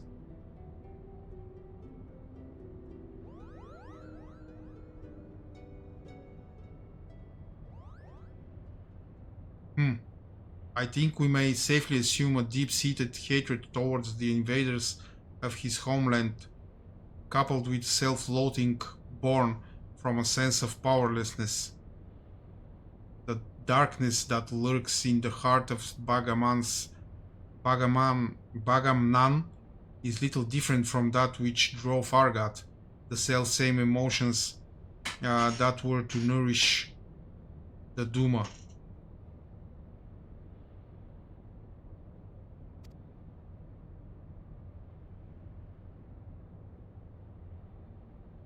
Stop speaking in riddles, Charlian. She's saying your brave captain will eventually turn into a monster, or rather more of one. Garlean lies. What they say is true. If we do not find Bagamnan and Duma soon, none of us are safe, present company included. Do you have any idea where he might have gone? Any at all?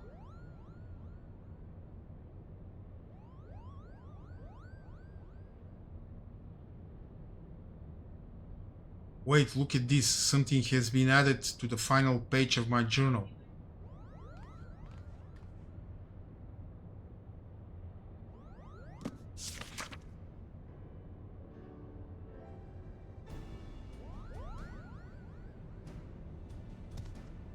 Then the captain must have put it here.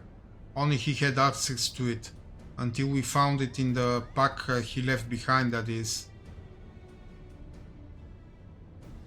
Is this Dalmascan? Indeed it is. It says Ridurana. The lighthouse? Why would he write that? And in the old man's journal, no less.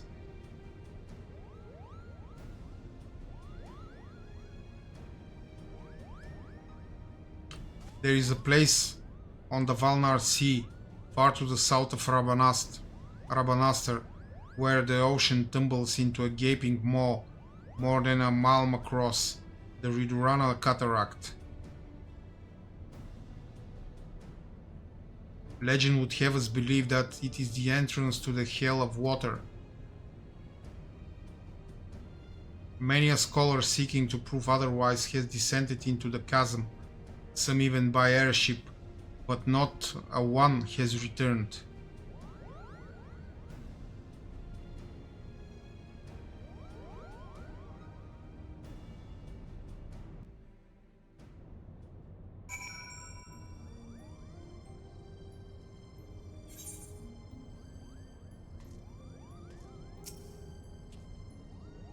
I must admit to knowing little of Ridurana, save that which Lady Mikoto shared with us. Before we expend valuable time and resources traveling to so remote a place, I must review my notes and see if there is any mention of the Abyss. We shall share our findings as soon as we learn aught of interest. Yeah. Okay. So far, if you want my opinion, of course, so far this story is meh. I cannot believe, but I will say it that the pirate story so far is and of course the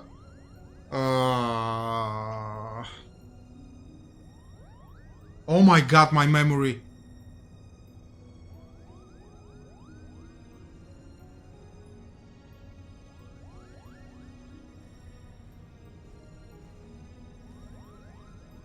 Yes, Alexander.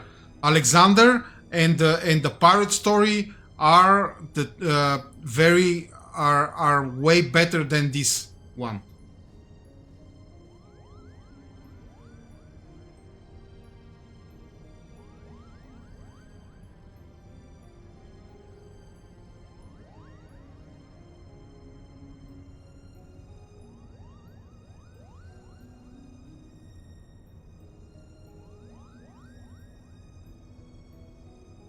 Be right back.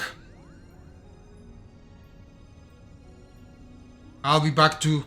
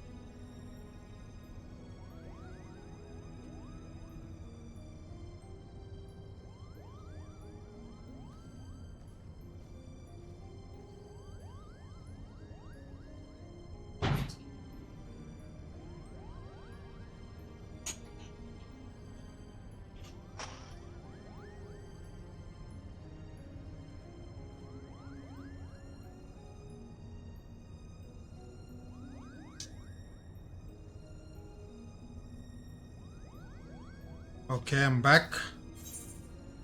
Let's continue.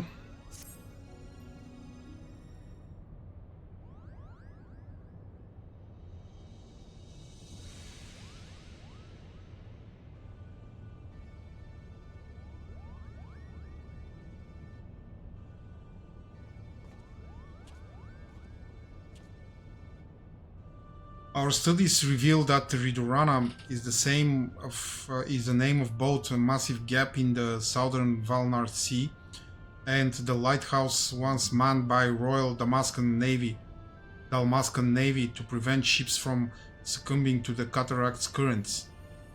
I stress once manned, as the tower has lain empty since its candlekeepers abandoned their posts after the fall of Rabanastre. But if Pharaoh Sirius offers any indication of what can befall a lighthouse in the absence of its caretakers. Yes, but the real question is how all of this ties in with the Ivalician legend.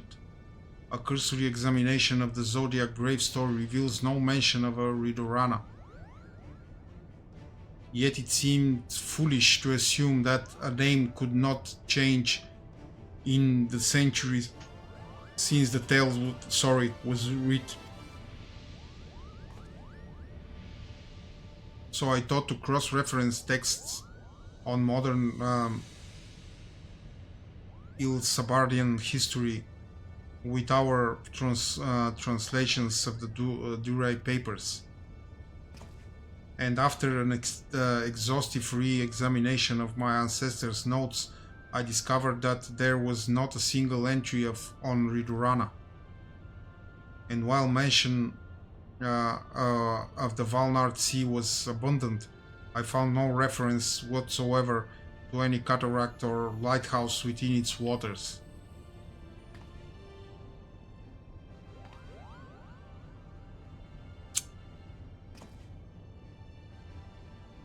Ramza's discovery prompted me to examine the mystery from a different perspective. What if there were no mystery at all? What if at the time of Delita's rise, the chasm did not yet exist? There is more, but only a visit to the lighthouse will enable us to confirm our theories with any certainty.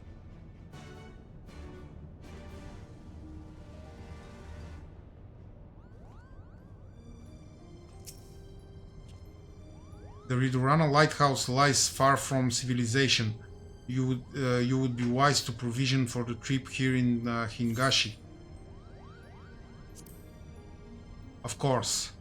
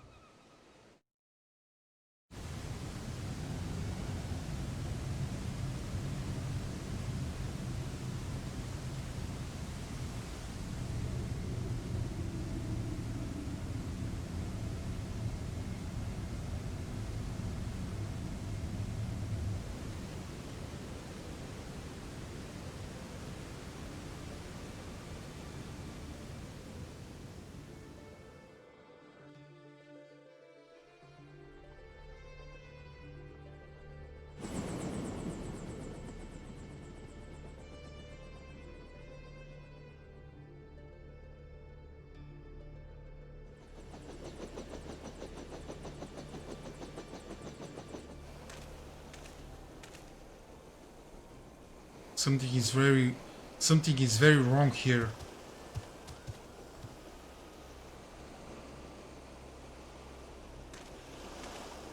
Mayhap it is best if we split our fellowship into two parties.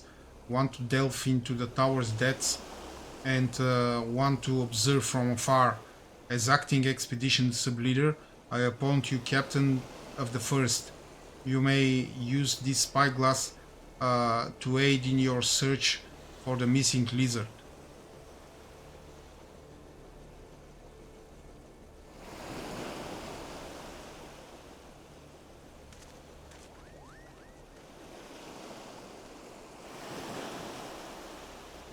Damn it, brother, where are you?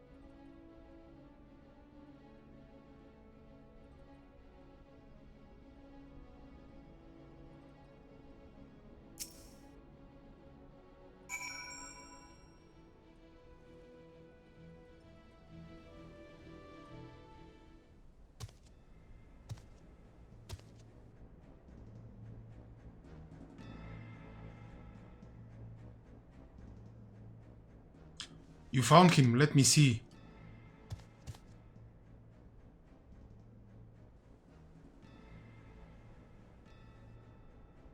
He needs our help.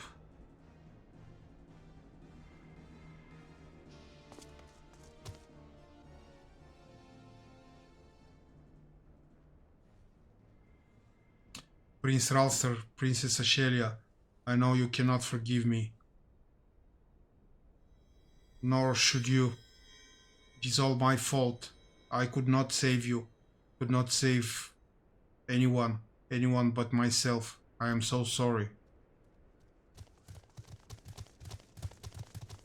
Bagamnan, wait.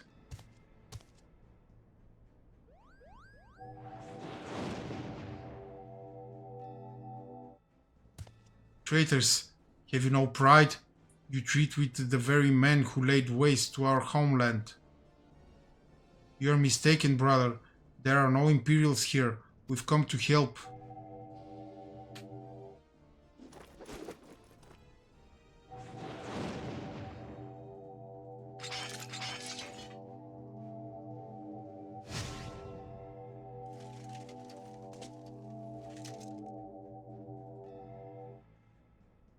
I know what I see.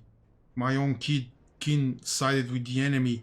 How dare you stay my audience with the princess? The Duma.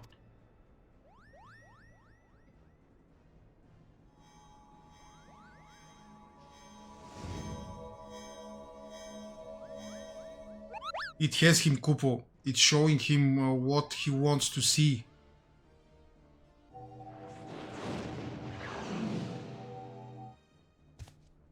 Witch, murderess.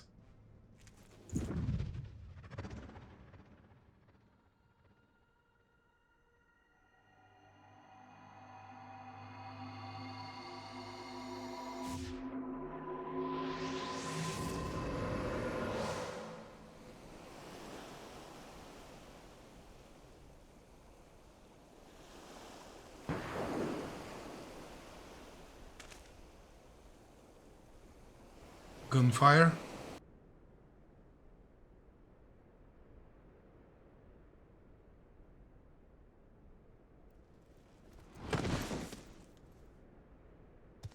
Bagamnon.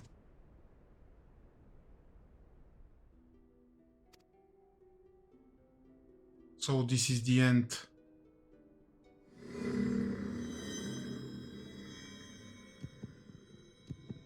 Recite the words, satisfy the covenant, relinquish thy soul unto me, and be granted that which thou desirest most, in all the world. Sword in hand, a warrior clutches stone to breast. Look at me, brother, look at me. In sword etched he his fading memories. Don't you die, not yet. In stone his tempered skill. We promised we'd all go together when our time came. You can't leave us here. By sword attested, by stone reveal.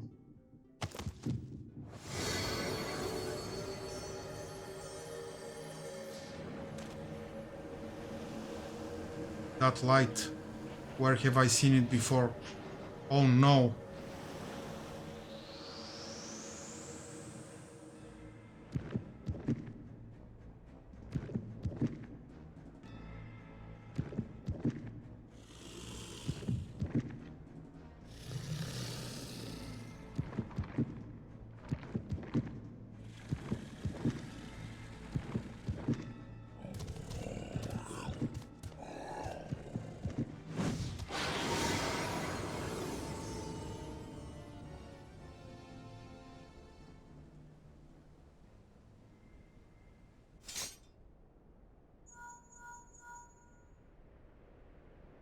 Whatever you're doing, you need to leave the lighthouse right away. Right away, do you hear?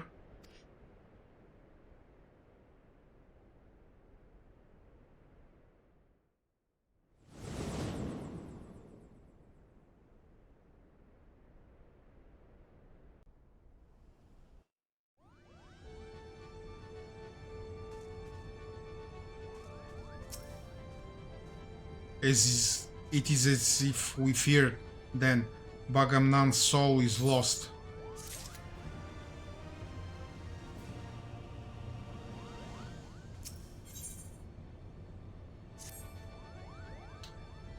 Much as I wish it were otherwise, I fear Bagamnan. Bagamnan is beyond saving, yet we cannot suffer what is left of him to become a distraction.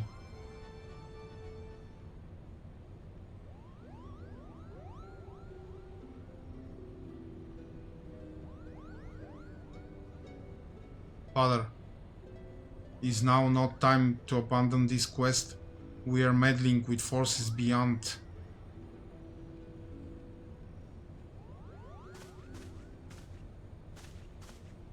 Enough, Alma. We adults are talking. Oh my god! While Unskilled was searching for the lizard, I inspected an area of exposed foundation at the base of the lighthouse. And you were right, Father. The lighthouse is built squarely atop the ruins of what can only be the clockwork city of Gog. The what-work city of who? According to the Zodiac Grave story, the clockwork city of Gog was a metallic metropolis wherein airships, automata, and other technological marvels of the age were first conceived. Little is said about its location, however, save that it was far away.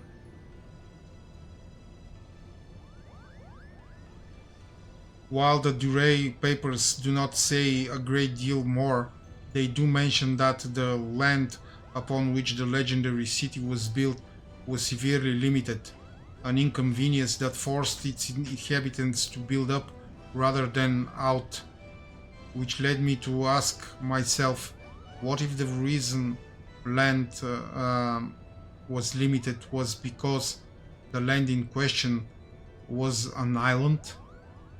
But that still would not explain the omission of the cataract. It is inconceivable that the authors would neglect to mention so prominent a landmark had it existed. And then I found it, a lone passage regarding Gog's fall.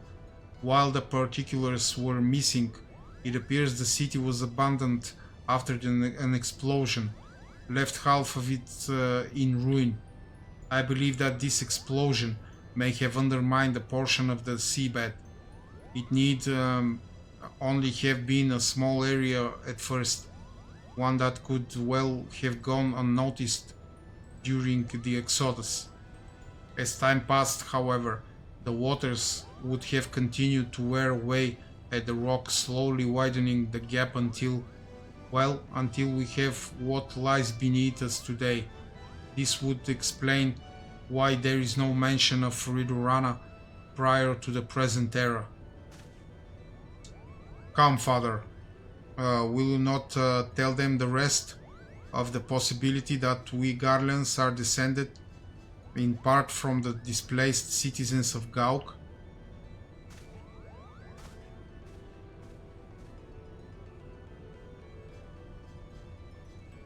It would explain how the Empire was able to forge its armies of iron even before the discovery and application of Allagan technology.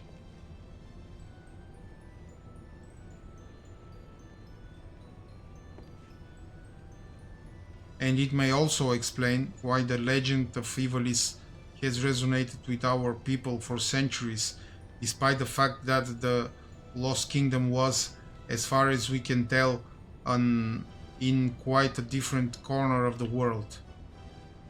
An interesting, if somewhat ambitious theory. But to return to your original claim, it is your belief that the Ridurana lighthouse stands atop what is left of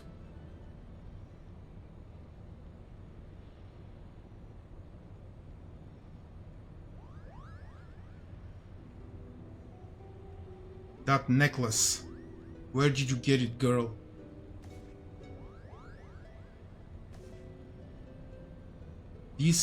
It was my mother's.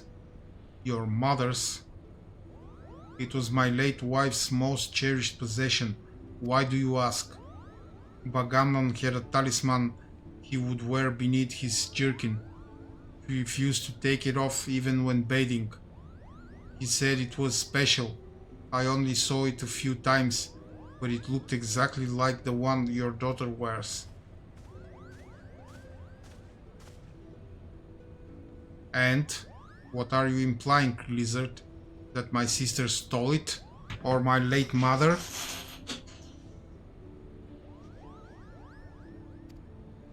Neither. I spoke of their similarity, that is all. Can you believe the nerve of this boy?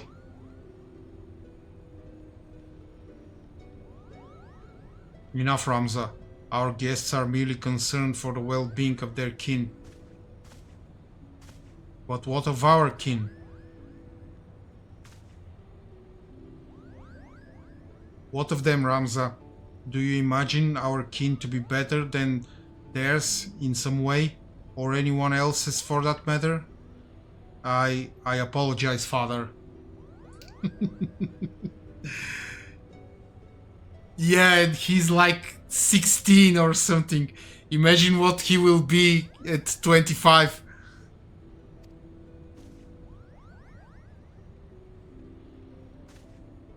We have but one purpose, son, and that is to prove the existence of Ivalice and clear our family's name. Do not allow anger or hate to lead you from that path.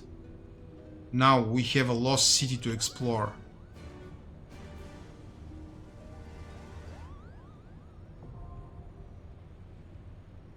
Ridurana Lighthouse.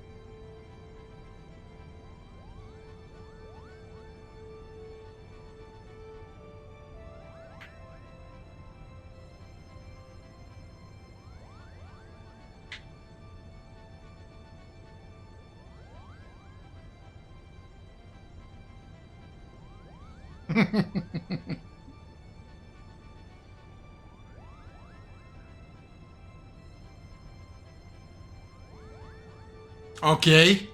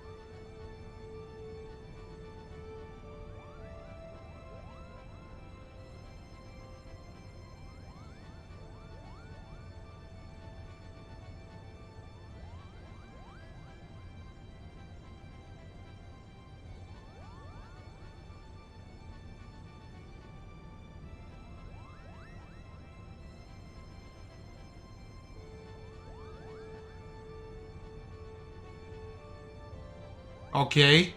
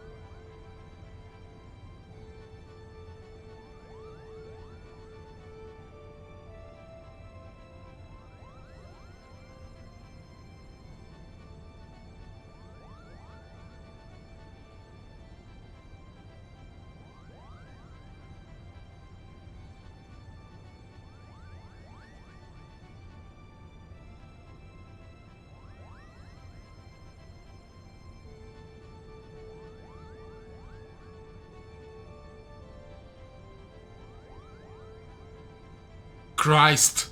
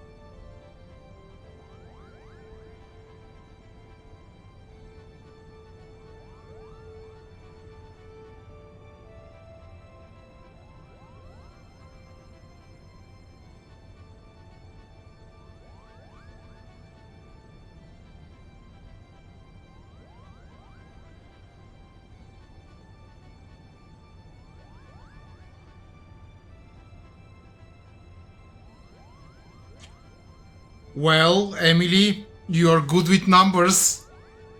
And apparently I'm not. So there will be a lot of dying.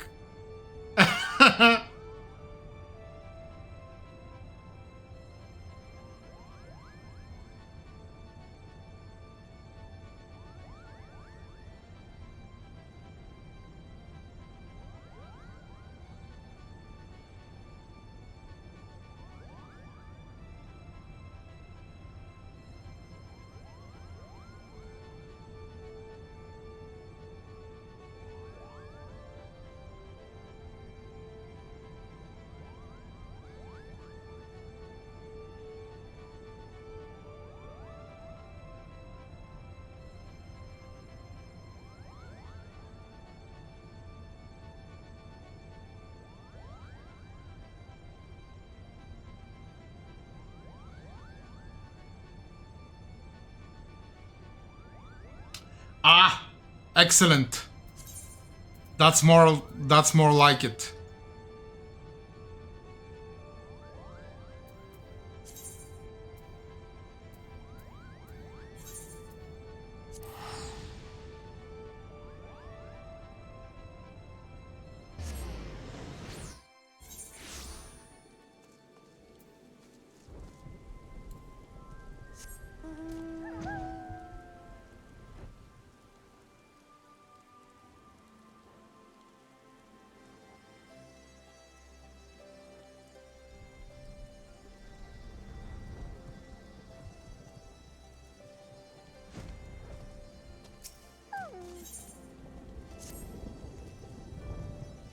I don't know that we solved anything exactly, but we've given Fordola something to think about at least. And I found something new to think about too. I don't know about you, Unskilled, but the visions only come to me every now and then, from the way Fordola kept wincing, though I get the feeling she's having them almost all the time. That's a lot of bad memories to deal with. Yes, I watched the cutscene and I also enlarged it on the main screen, not scream. I watched it all, yeah.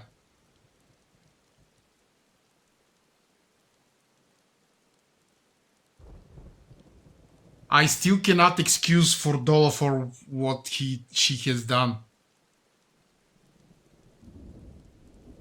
Yes. Oh, don't worry. Don't worry. It was a very strong scene. I liked it a lot. I wonder, could there be some fundamental difference between one who is born with the echo and one who has been artificially imbued with it? Well, the immortal flames have been scouring that research facility ever since the liberation. There's a chance they might have some answers for us. General Alden there overseeing the investigation. Let's go and pay him a visit, shall we? Yes, Fordola is very good character.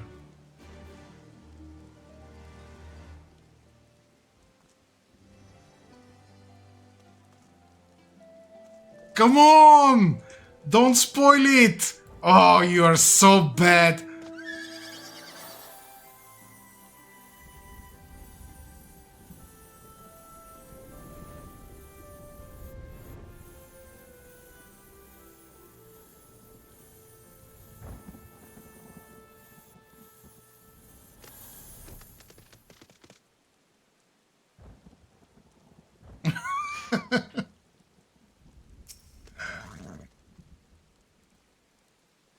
General Alden is inside eye. Will you be joining him?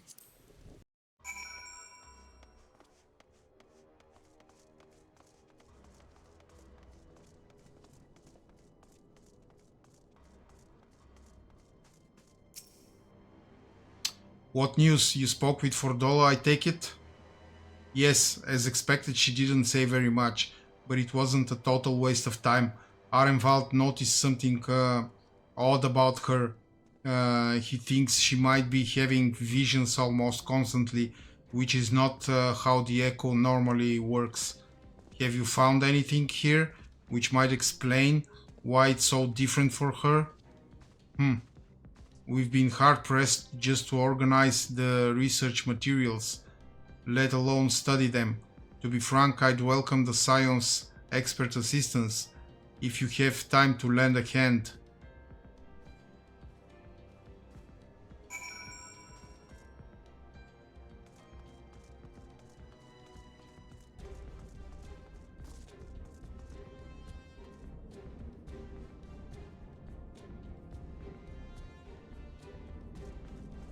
What are these things there?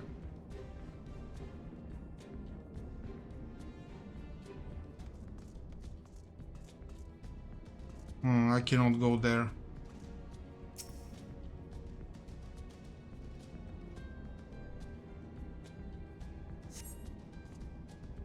The device in which Kryl was held seems even more ominous now you know its purpose. The surrounding pods are marked Supply Subject, while this one bears the label Master Subject. The Ironworks received a request from the Alliance to analyze these devices, and I've been recording everything of interest. Did you notice the labeling? All the pods are designed to drain the ether of the occupant, save that one right there.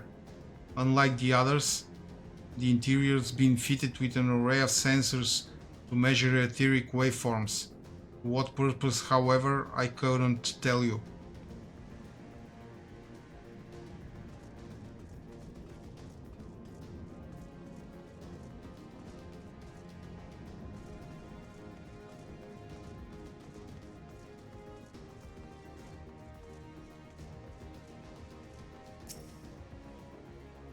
So many bodies. Every one of them is a victim of these experiments. Few show any signs of external injury. From what I've been able to determine, they perished from forcible aether extraction. Such a miserable way to die.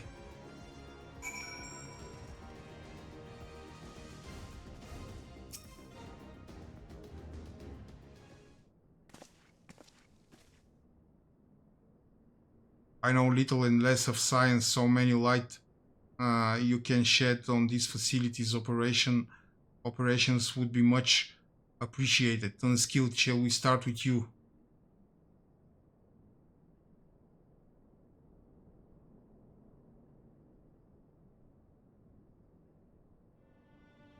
Taken in combination with the testimonies of Kryl and Tancred, I do begin to see exactly what the Imperials were attempting here. The enhancement procedures entailed infusing a single candidate with ether siphoned from a multitude of supply subjects. As for the master subject, in this case Kryl, the patterns of her etheric activity would provide the model upon which they would artificially engineer the candidate's aura.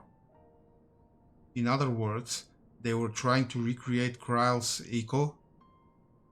I believe so, which would explain our prisoner's present state. Kryl is possessed of an unrivaled ability to hear the whispers of the soul, and it seems probable that the procedure engineered the same acute sensitivity in Fordola. The soldiers who guard Fordola, many of them lost friends and family to the skulls, and there is sentry at her door night and day. If she can help sensing their thoughts and seeing their past.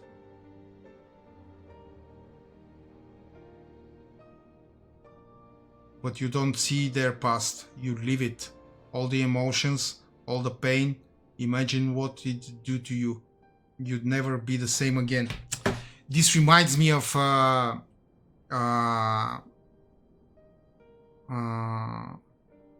book, sci-fi book by Dan Simmons, which is called Hyperion and the Fall of Hyperion. In the future, basically in the far future, the humanity creates a drug which is which makes you select your whatever memory you can choose from your memories and relive it, and you relive it like you are there. And this is the most powerful drug ever, because it is so addictive and so dangerous that many people simply cannot do anything else but relive their memories from childhood, from their first love, etc. Yeah, it's very interesting.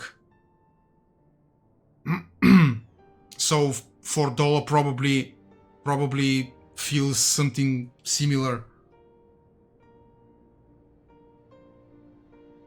And it's imagine that imagine you have access to all of your memories and you can select which one to relive again. You will never stop this drug. You will always be in your past, reliving your memories all day, every day.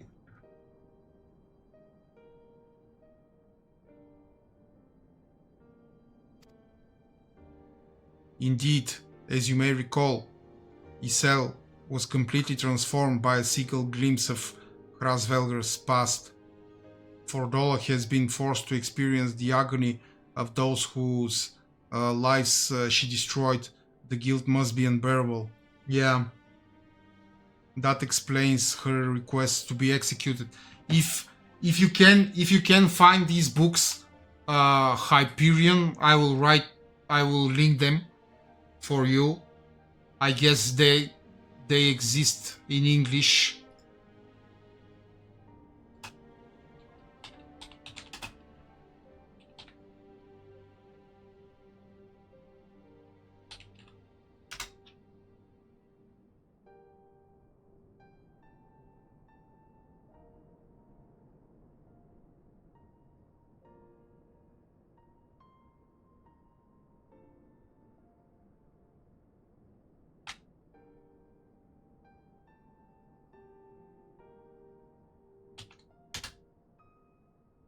Oh no.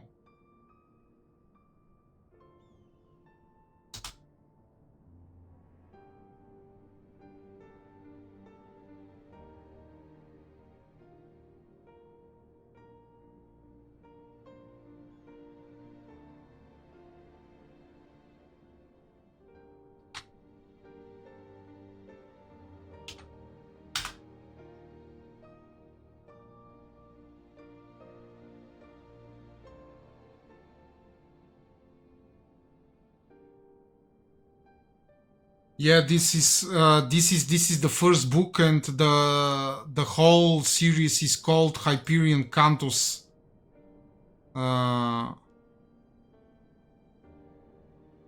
So I suggest you read Hyperion and the Fall of Hyperion. The other books are not that great, but Hyperion and the Fall of Hyperion are unbelievable. This is one of my favorite sci-fi books of all time.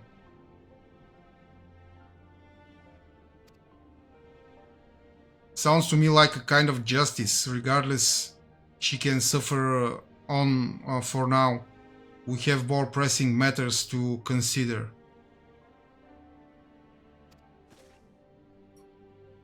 If the results of these experiments have been relayed back to Garnemald, there will be naught to stop the Empire from repeating the trick. They could give the echo to anyone, to an entire legion. We must be ready. We must learn all we can of these godforsaken procedures, and Fordola remains our best source of information. She'll not be getting her wish, not yet. Right. Keep faith, lass. If you are to convince others to follow you, you must believe what you are telling them. People will respond to passion, but not if it's faint. I understand. Thank you, General. We should leave the flames to it. Let's go. Yeah, poor Fordola. Well, not poor Fordola. She probably deserves it.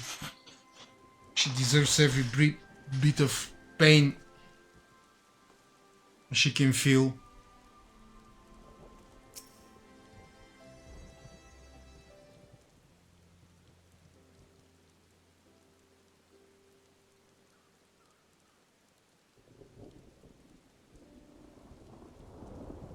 I go looking for answers about the Echo and end up getting schooled by Roban.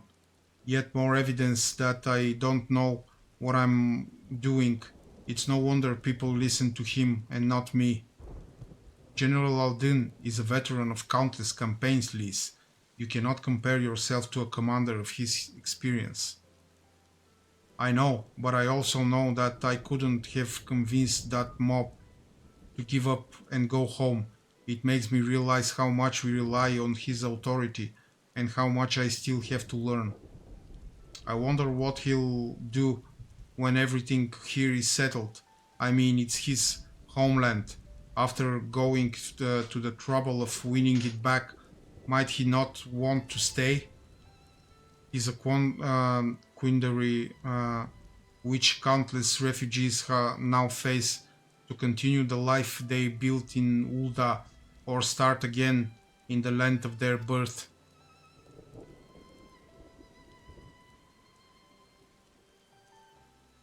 Unskilled, a moment.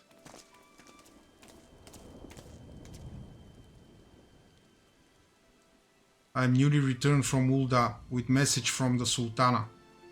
Her Grace desires an audience with you. She understands that you have responsibilities here, but asks that you visit the palace at your earliest convenience. Well, I must away and attend to other business. Until next time, my friends.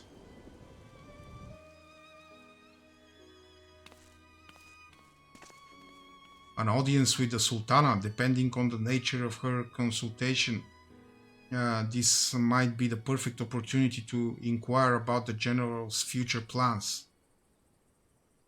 Yes, we'd all like to know about those, Alfino, but not everyone's as comfortable interrogating royalty as you. Take no notice of him, unskilled.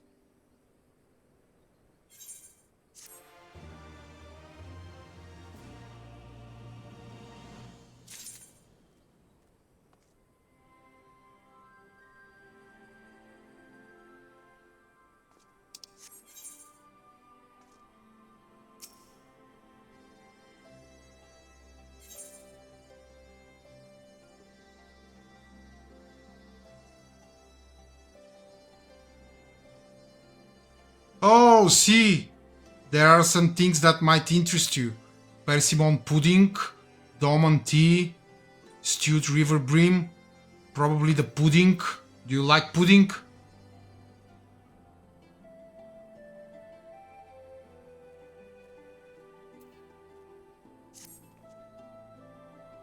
Well, the question of how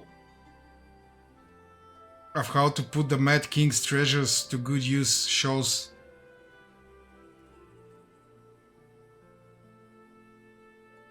no sign of answering itself. Shall we be about it, Arenvald?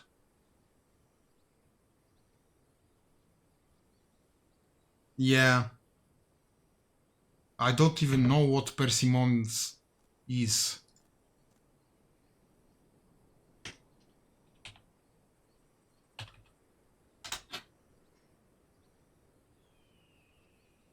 Some kind of... the Heaven's Apple. Aha. Yeah, they're rare in Bulgaria too.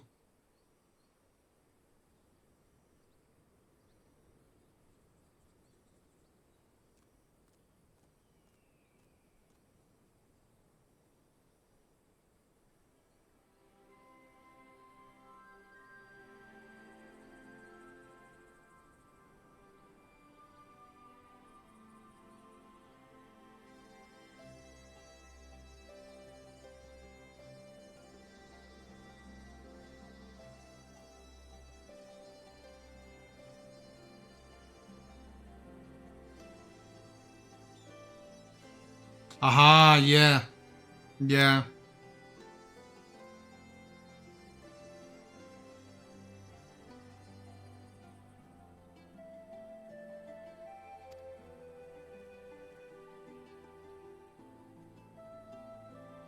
And I should be getting back to my own tasks.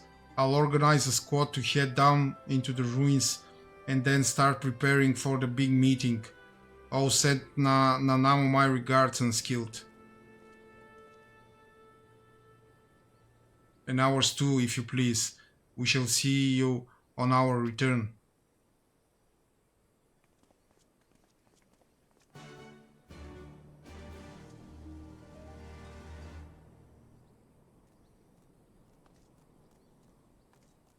Speak with Bartholomew in Ulda.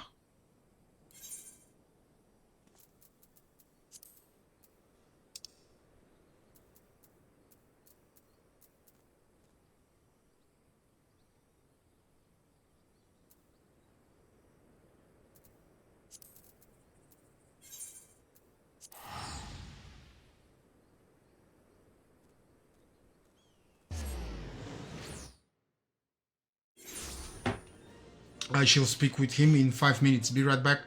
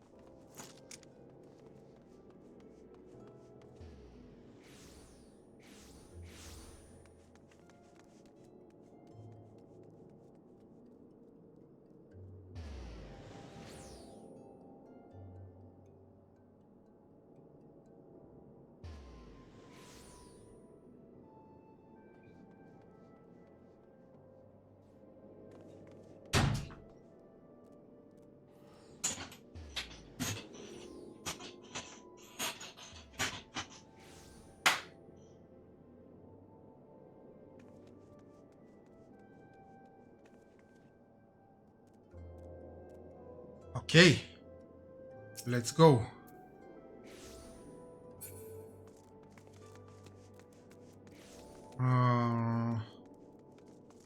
Royal Promenade.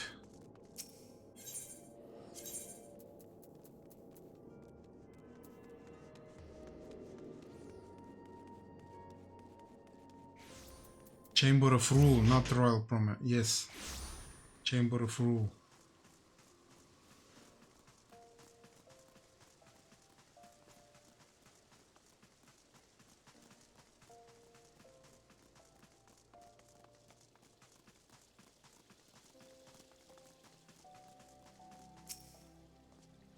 You are expected, my lord. Please proceed. Oh, I like being called my lord. I thank you for answering my summons in these most interesting times. You have been busy.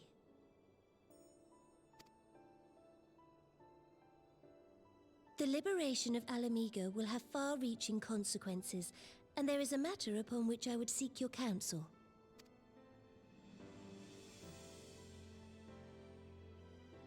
I speak of Raubarn and his future.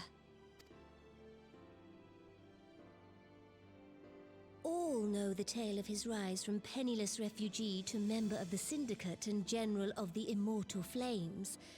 Yet though he has come to call Uldar home, it will never be his homeland. He is a son of Alamigo. Yes, he is. And now that she is free, I thought it only a matter of time before he sought my leave to return to her. Indeed, I had resigned myself to his loss. Suffice it to say, I was greatly surprised to hear him speak so lightly of handing over the reins in Alamigo and retaking his place at my side. I will welcome him with open arms, of course. He is my most trusted advisor and my dearest friend. But I have known the man a long time, and beneath that steely gaze, I spied a flicker of doubt.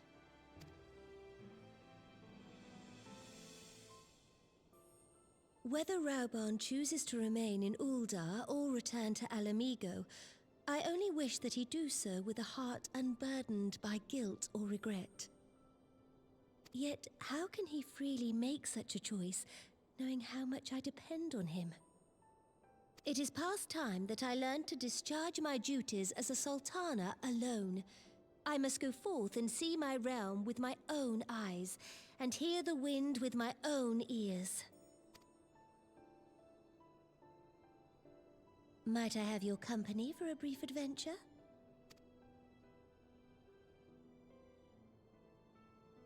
Wonderful. Allow me a moment to change into something a touch less conspicuous, and I will join you outside.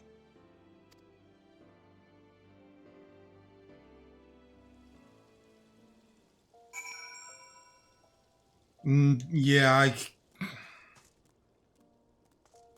I'll have to babysit Nanamo. Figures.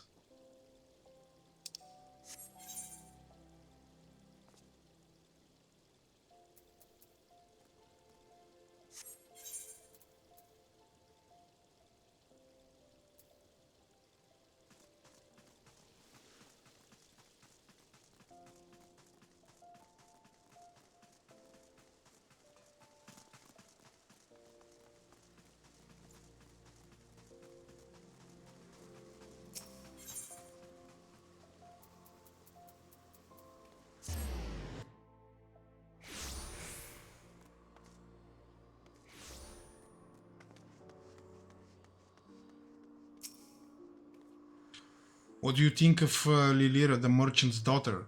This is the disguise I don when I wish to leave the palace and observe my subjects unnoticed.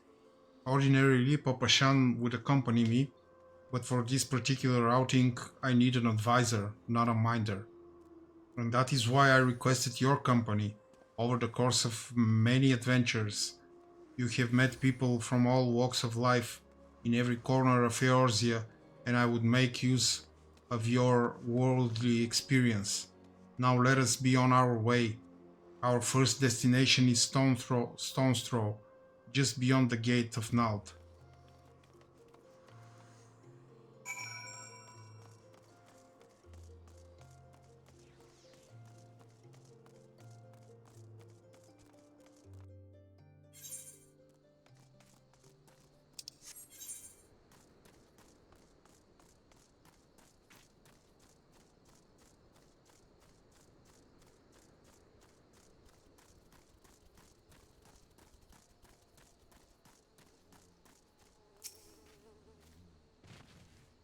Look upon this procession of tattered tents.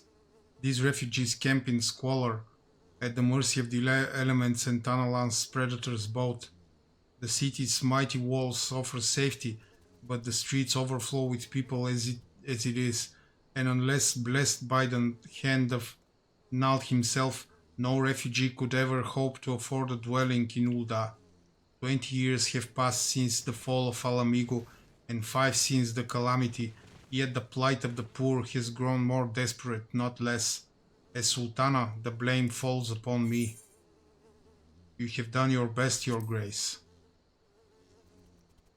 Then my best has not been good enough. Shall we press on? I would follow the road to the unholy air.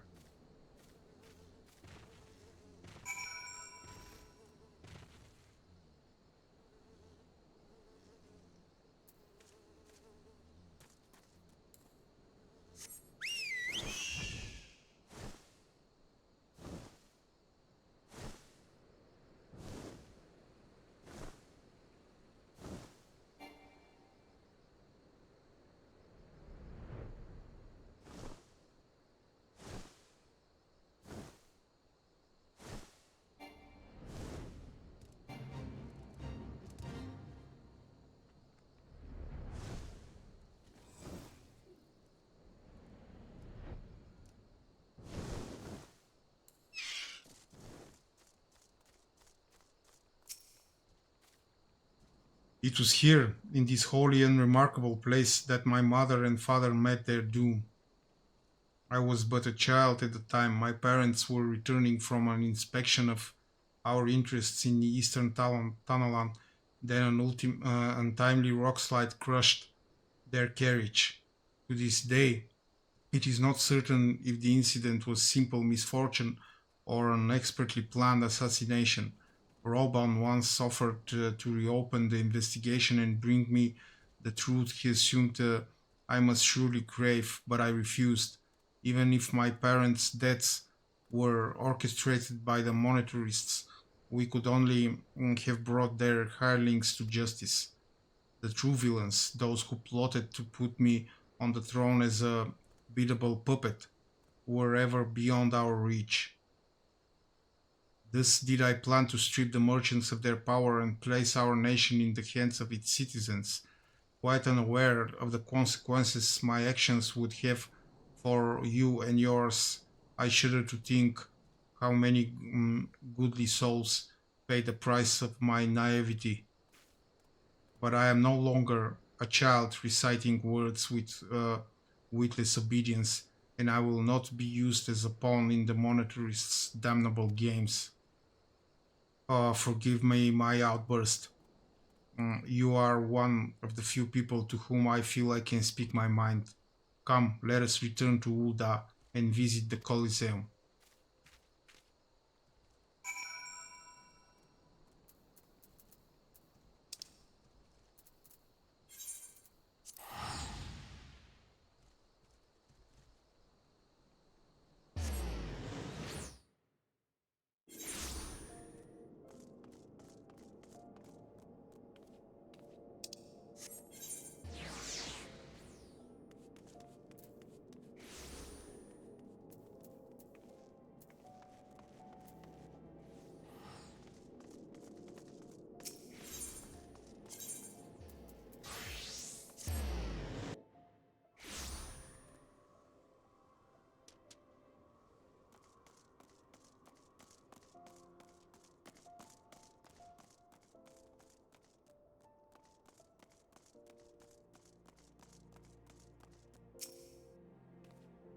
From the moment I became Sultana, I found myself thrust into the endless parade of document signing and ceremonies.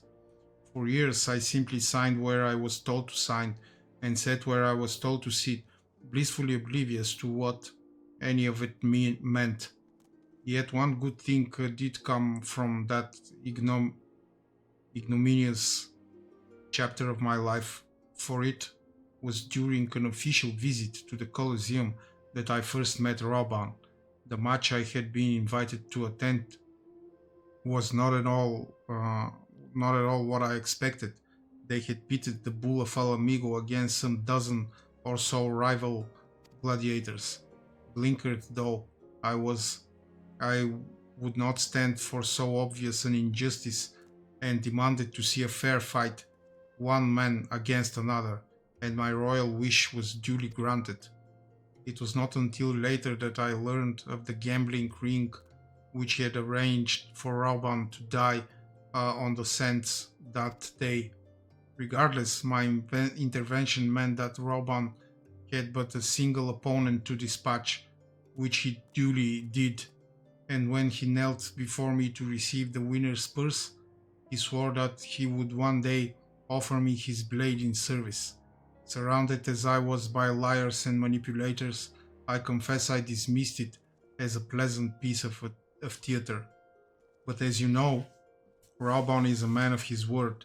Though it took him another 5 years of fighting on the blood sands, he amassed a fortune so great as to buy not only his freedom but a seat on the syndicate, and then I had my blade.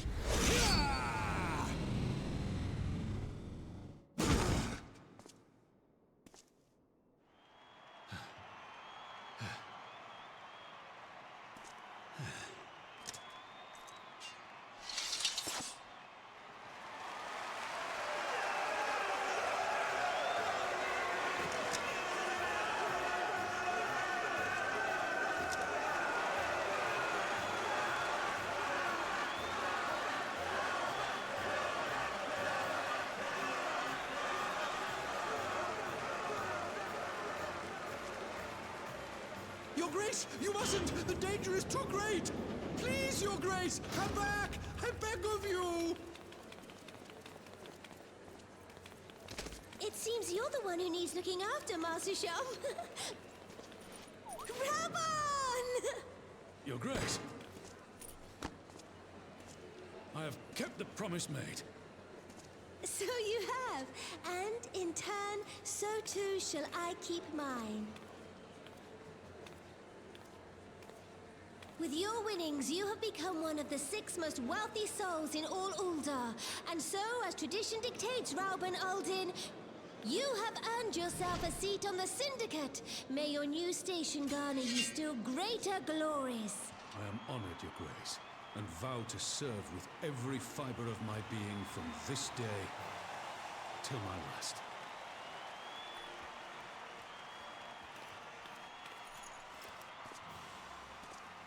Long live the Sultana, and long live Uldar!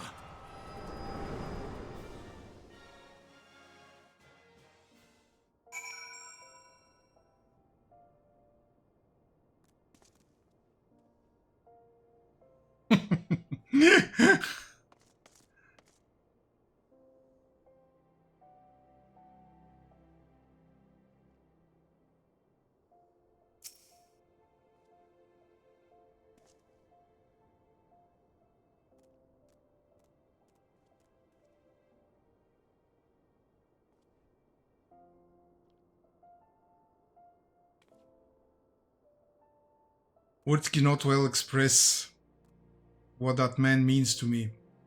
There are others who care deeply for my well-being, of course. Papa Shad's love for me is as that of a grandsire for his grandchild.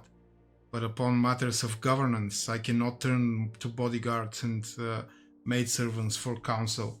Rauban, with the authority of his syndicate position, was the first sword I could yield. His was the only edge which could cut the strings that bound me. Okay. Persimmon pudding.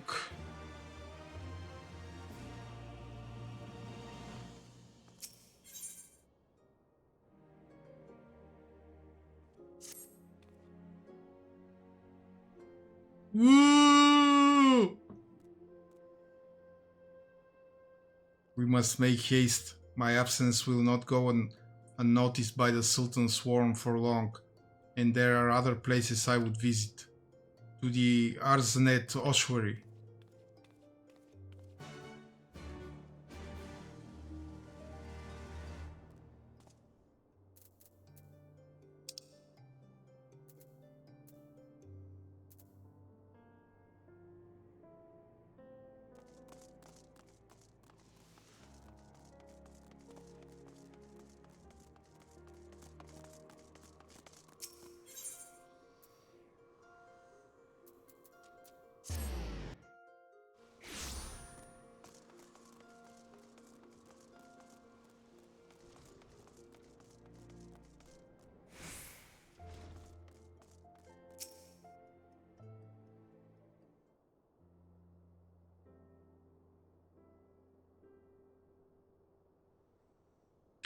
When the calamity threatened, Rauban led the Alliance forces into battle on the plains of Carteneau, and I remained here. I prayed with all my heart that Archon Louisoix would have the power to rouse the 12. Since that day, I have made a custom of visiting this shrine during each of my little excursions. Here I seek the blessings of Tal, reflect upon my choices, and ask myself if I am fulfilling my duties as Sultana. You are rightly celebrated as a champion because you have led the line in 100 battles for the good of Eorzea. In much the same way, I believe the measure of a monarch lies in how she leads her people in times of adversity. If I am to be a Sultana worthy of the name, I cannot turn a blind eye to the troubles facing Ul'dah. I have chosen my path unskilled. With Ala Mhigo now freed from imperial chains, I finally see a way to aid the refugees. Already many displaced Ala Mhigans seek to begin the long trek home. To facilitate that process, I have made a small contribution, an artisan school of Rhalgr's reach for any who wish to learn new trades. Realistically, however, it will take years for such training to yield tangible benefits. But we do not have years. These people will need shelter and employment if they are to survive, and this time the Ul'dah treasury shall provide. Precisely where and how to allocate the necessary funds is, of course, another question. Might you ask a member of the syndicate for advice? No, I will shut up. Nothing? If even one of your worldly experience is at a loss, it would seem I have no choice but to seek out someone more well versed in monetary matters.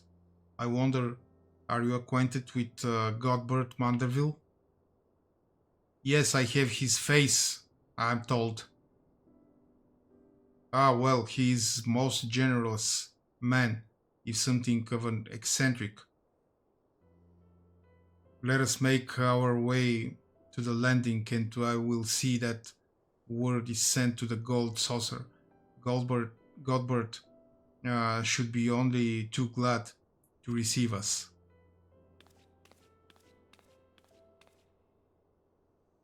Well, let's see him.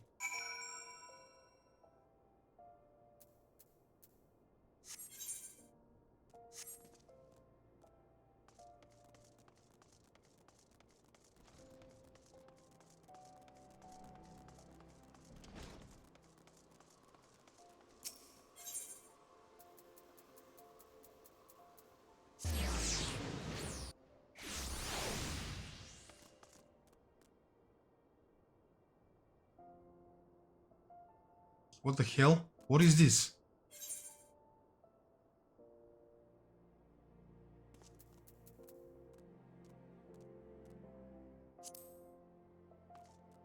I have some kind of unlock here.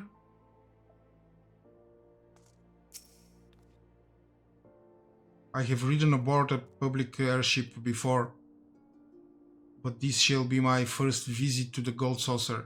I must confess to some excitement.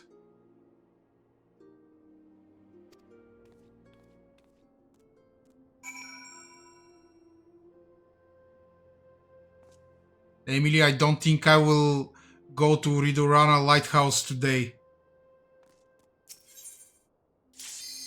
Ah! I called it.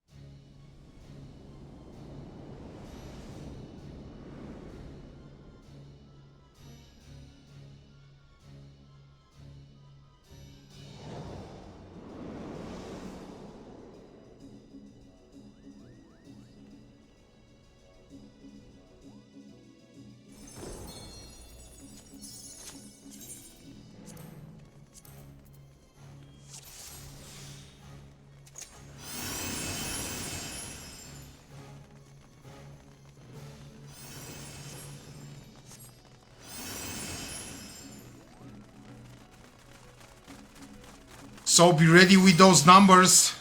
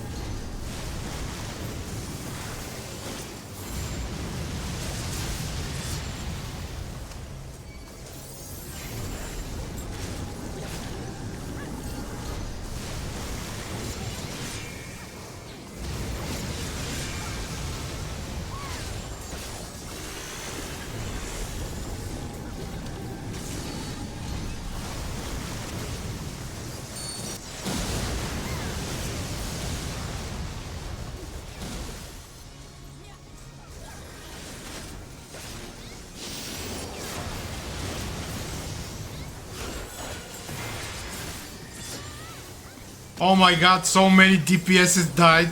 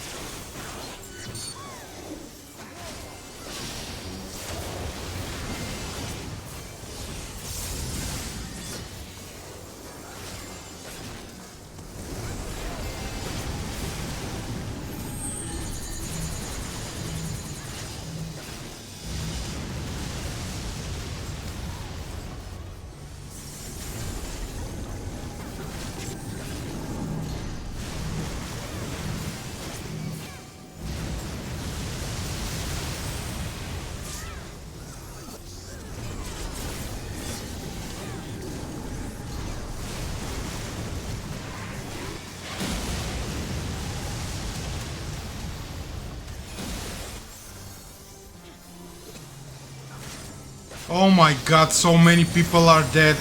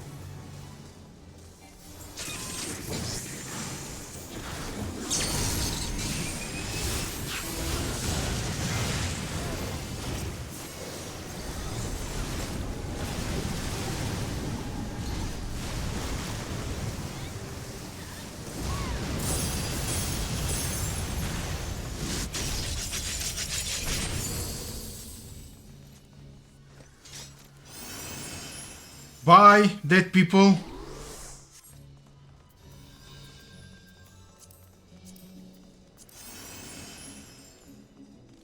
I didn't die once. I'm so awesome.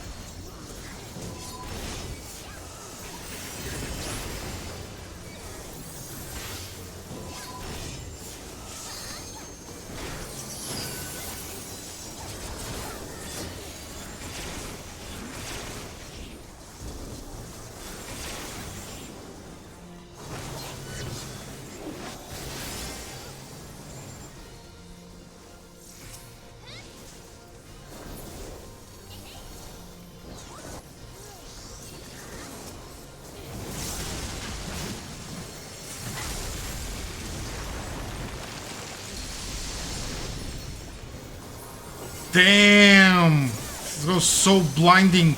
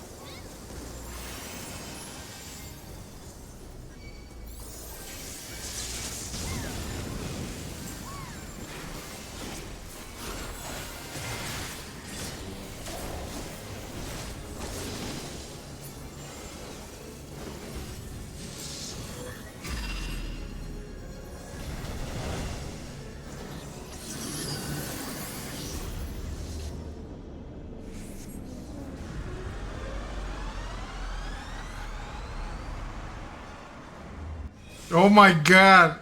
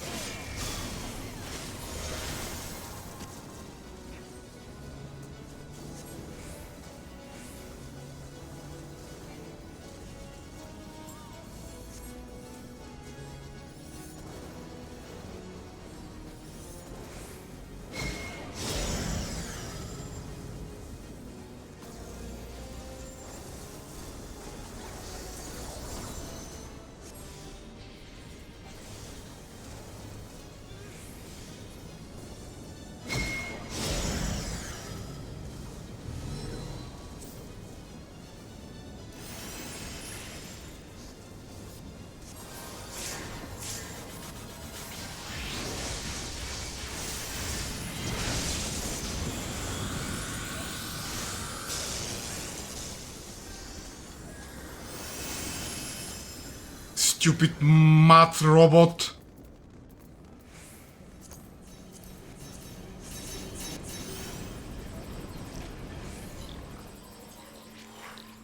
You didn't tell me the last sequence, Emily. You will suffer the consequences.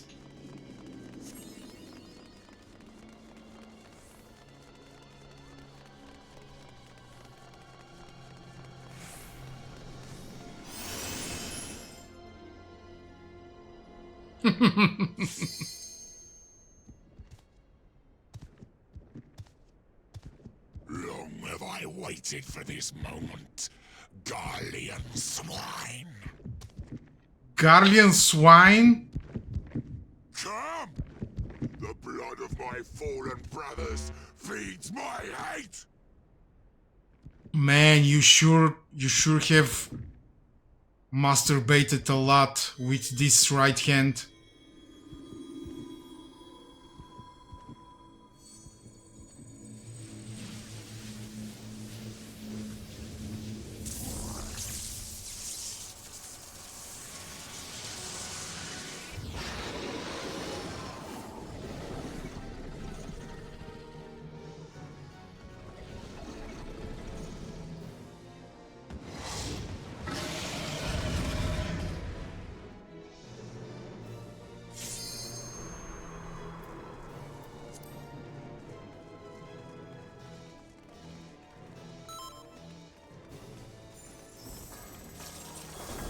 The Empire is a cancer!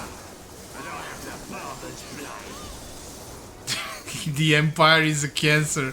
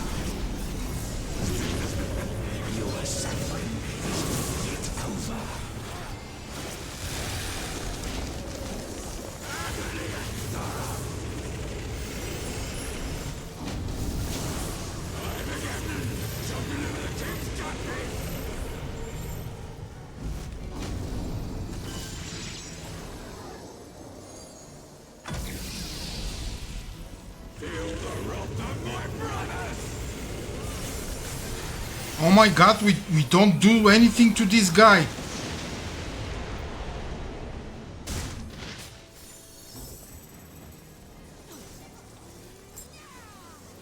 You will pay for what you have done with blood. Stop yelling.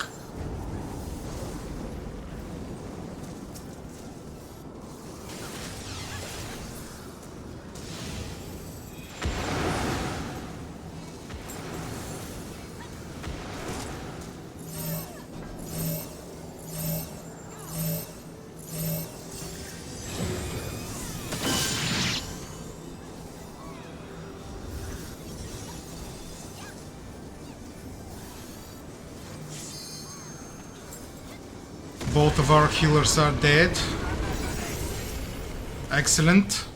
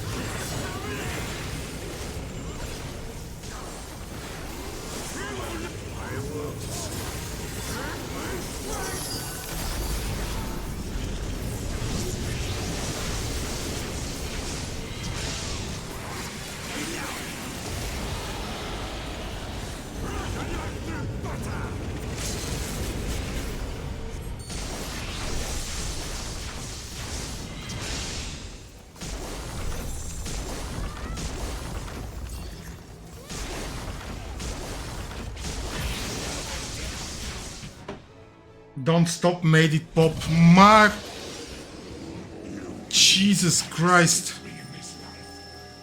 But I shall be waiting in the next.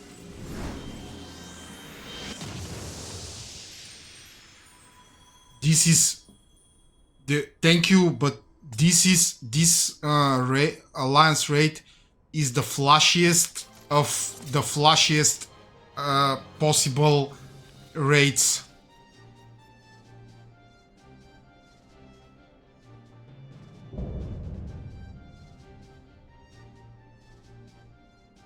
Man, it was so many lights. Okay. I need the cards, right? I need this. I need this. This. Read. Read.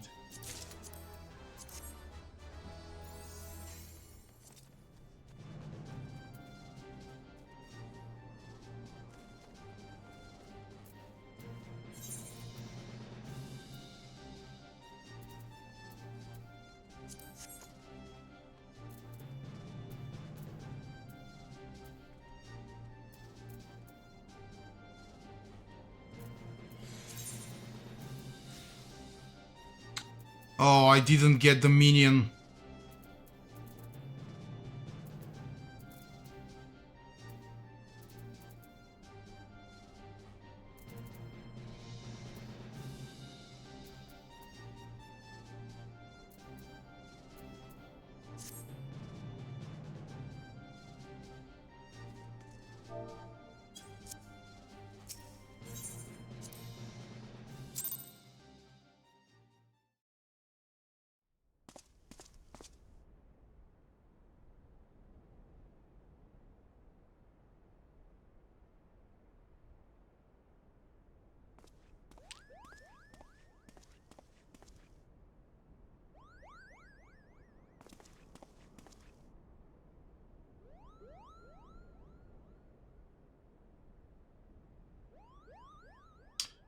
Mother's necklace, but what is it doing here? Unless...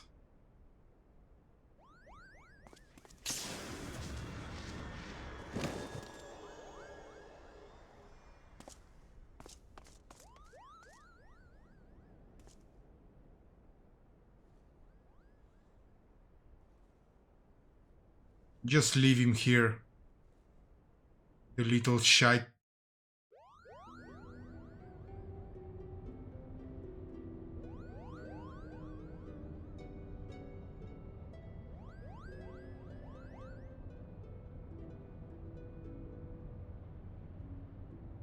Alma? Alma, are you there? I'm here, Razma.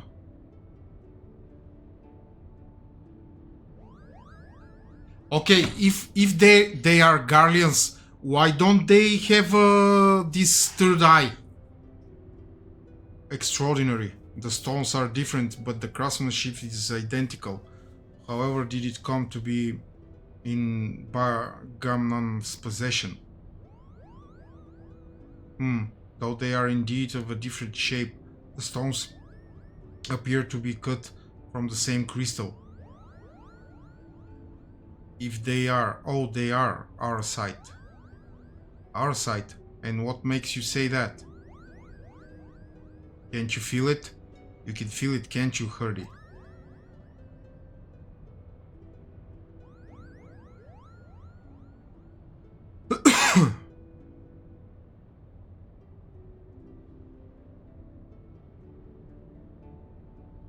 Do you recall me telling you that Bagamnans considered the necklace special?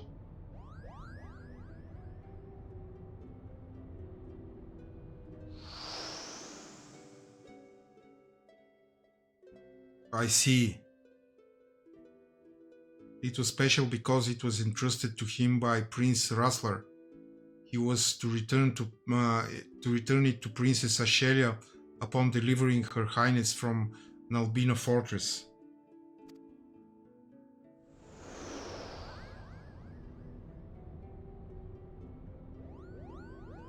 Aha, I see. A family keepsake.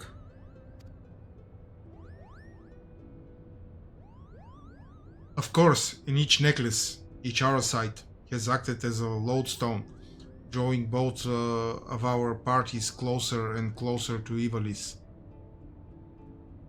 Indeed, father, the arrowsight guided us.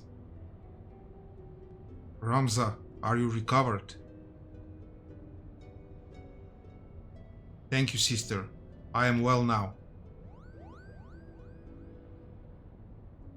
From what we know of the Duma and the Otius, vestiges of one's will may endure in an arrowsight. Could it be then that the desire of the former owner or creator of these necklaces was simply to return to Ivalice?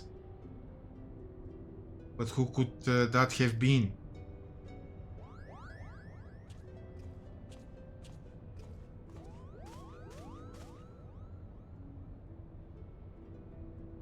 Ramza Beowulf. He wanted people to return to his homeland and uncover the truth behind the kingdom's founding. But then, why show us Lysalia and Gauk, you ask? Simple, we are being tested. The arrowsight is measuring our worth, seeing if we are deserving of that truth. You say these things as if you knew them, but how could you? Nothing we have uncovered suggests anything of the kind. I know you have your doubts, but I can assure you they are misplaced. For now I must ask you to trust me, Lady Melrila blah blah. Lady whatever. Since when did you...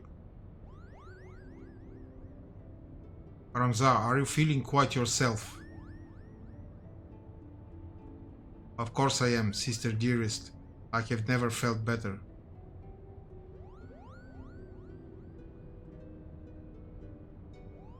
I sense a disturbance in the ether. Yes, I sense the disturbance in the force.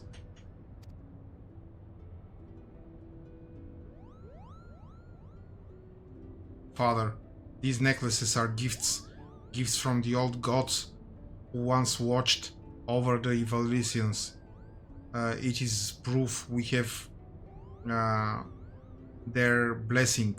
With the necklaces and the Autius, we can finally prove.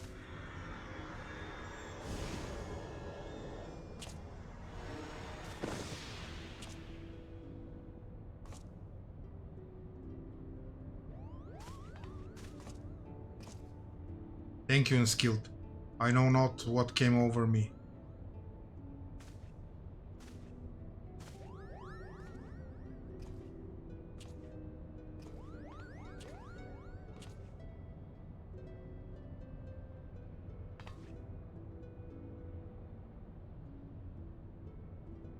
Ramza, you must rest. Leave me be, Alma. Did I not tell you I'll be fine?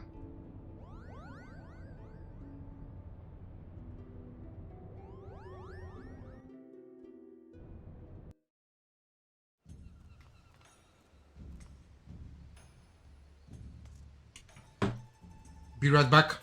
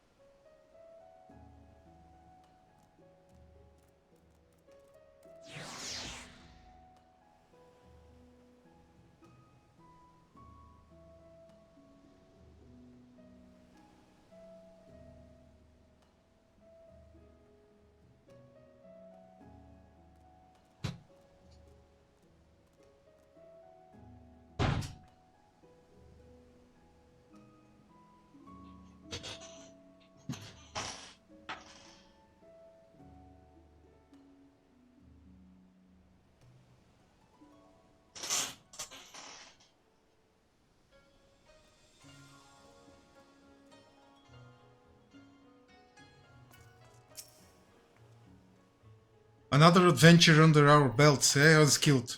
I'd best put pen on to page before the details fade.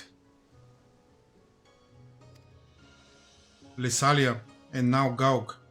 One would think our discovery is more than sufficient to prove the Lexental's claims, at least with regard to Ivalice's existence. But something tells me that until Genomis has proof that his ancestors were not the heretics the Church painted them to be, he will not rest. And then there is the curious case of Ramza, at Alma's throat one moment, all sister dearest at the next. He was like a different person when he came to, yet I seem to be alone in wondering exactly what happened to him back at the lighthouse. If you ask this lady, he must have taken quite some bump onto the head when he fell. Then again, it didn't take him long to turn back into his spiteful little self. So all's well, the ends well, that ends well.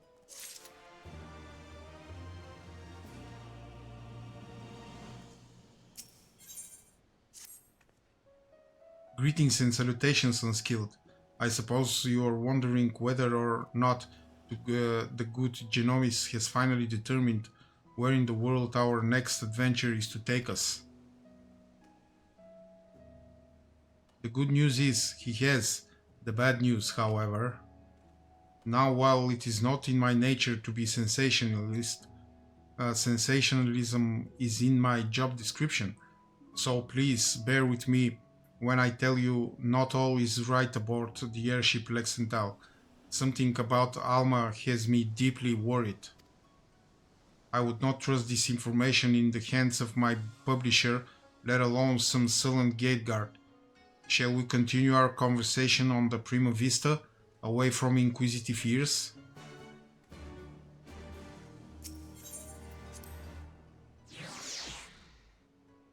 We shall.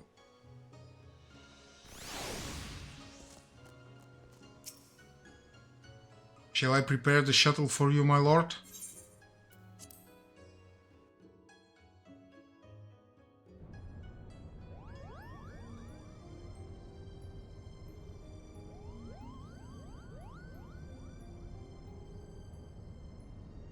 The question is then, when exactly did Ramza and his fellowship journey next?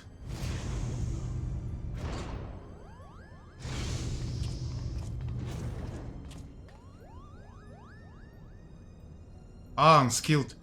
To what do we owe this unexpected visit? I had not planned on summoning you for another several turns of the sun.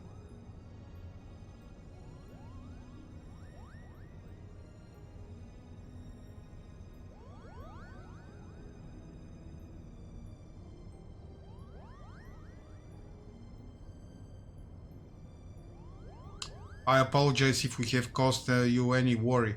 I suppose one cannot allow a reporter in their midst and not expect her to report what she sees, though I did expect a tad more discretion from Miss Marilla.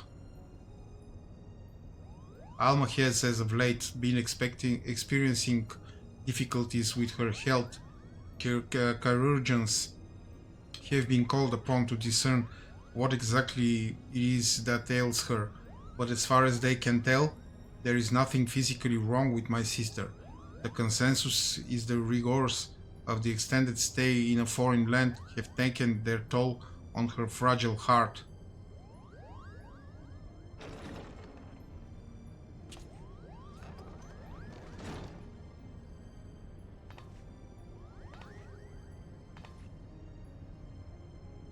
Unskilled, when did you...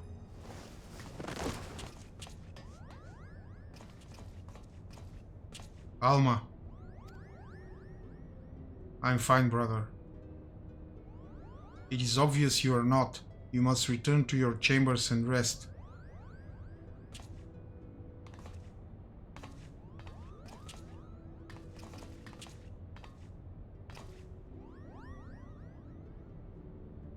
Forgive me, perhaps we shall speak again once I regain my strength. Until then, please look after my father.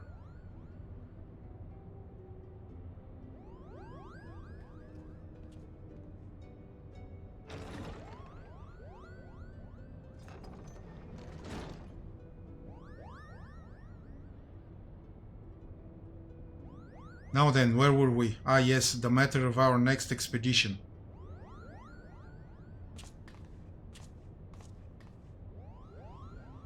As we discovered during our most recent foray into the Eastern Sands, the Dalmascan capital of Rabanastre appeared to lie upon the ruins of what can only be the royal city of Lessalia, ancient capital of the lost kingdom of Ivalice.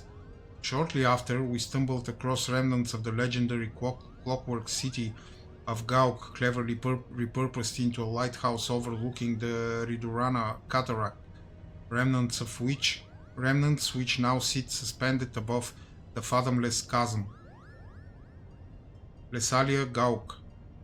What have they in common, you ask? I shall tell you. They both appear in my ancestors' account of the rise of Ivalice, the Durai papers.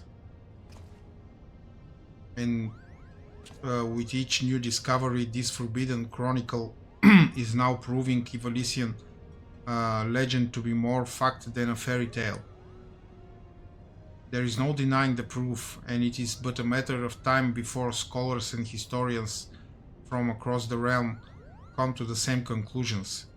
But as you all are aware, my aim has never been to simply prove the existence of Ivalice. No, I shall not rest till I have revealed the truth of young Ramses' role in King Delita's ascension and cleared my ancestor Oron Durai of the false accusations made against him by the church.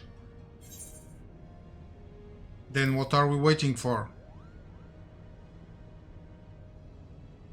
I'm waiting for this stupid story to finish.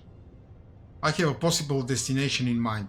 Arriving there safely, however, is another matter. To that end, I have enlisted the aid of our company's newest members.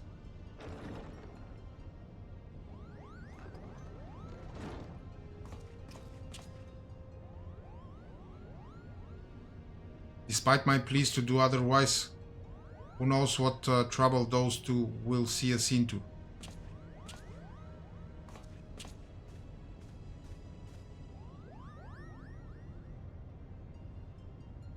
Though I must admit, both Mont Blanc and his brother have proven more useful than I would ever have dared to imagine. When it comes to usefulness, I am first in the field, or was it furious in the field? Would you like to feel my fur, Kupo?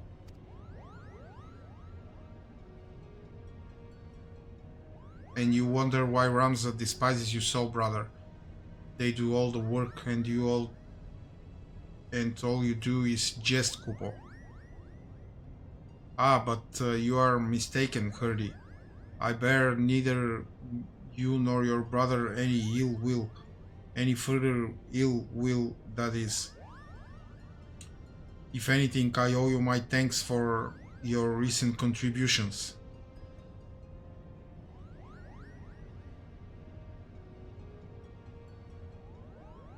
His thanks? Are you hearing what I'm hearing? What happened to the venom-spitting adder we all used to know and hate? Alma certainly seems pleased with the change, but forgive me for not buying into this all too convenient transformation.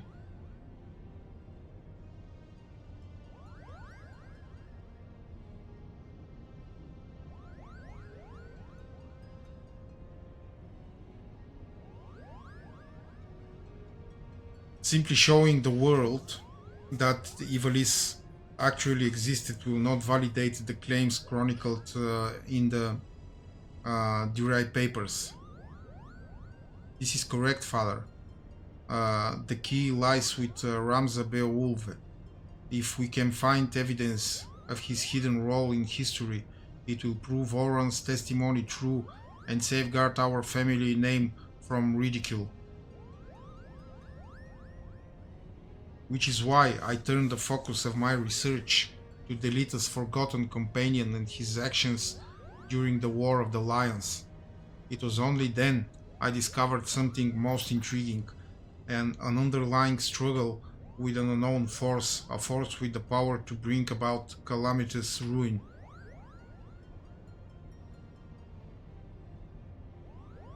Oversight, the twisted abominations we encountered in both Lesalia and Gauk, the Lukavai, probably. They are born of these unholy crystals.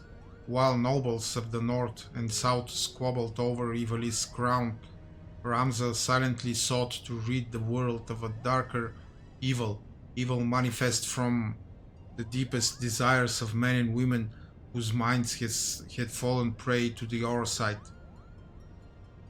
And with each confrontation did Ramza's fellowship grow smaller, countless companions lost to a cause that would go unwritten, yet was far more important than any clash of armies, and so did they endure until reaching their final destination, the Orborn Monastery. Oh, I know this one. The Orborn Monastery is where Princess Ovelia was raised. There is a scene about it in the Zodiac Grey story. After Delita emerged victorious in his final campaign, he married the princess to legitimize his claim to the throne of Ivalice. Ah, I see someone has been paying attention. But I don't understand, why would Ramza's crusade against the Lukavai take him back there? According to the Durai papers, the sinister being who engendered the Orsight was said to have slumbered beneath the monastery. But who or what would have the means to create something so powerful? Ultima, the High Seraph.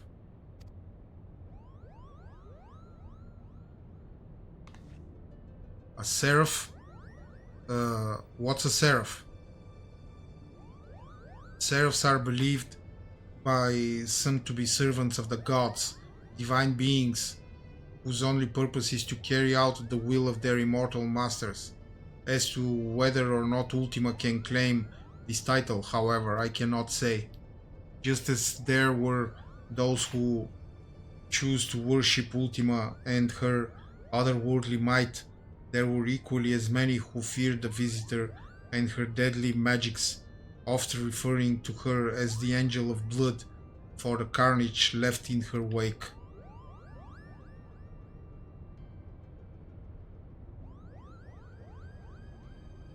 Interesting.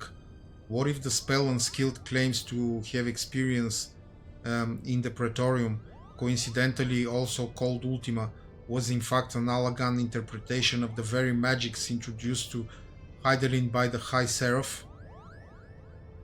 But that would mean... what would that mean? I have spoken with several colleagues back in Charlian regarding their opinions on the ancient incantation, and while they yet have little to show for their research, they all agree on one thing: the manner in which Ultima ethereally manifests should not be possible, at least on Hydaelyn.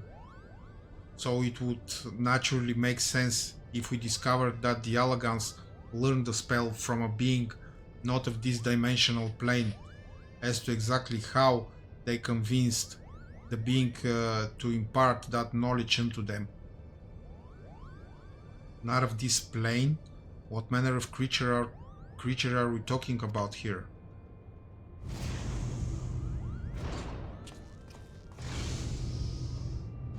Likely one similar to Omega. How long have you been listening from the shadows, my friend?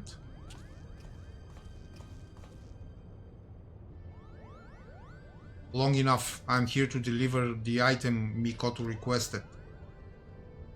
Cid, there was no need for you to deliver it personally. A Mughal would have sufficed. A Mughal? And trust that he won't tear open the package and show it to some random adventurer? No, this was far too important. If you two do not mind, the principal was about to tell us how to find the Orborn Monastery. Would that I could. You don't know? Then what have we been doing here?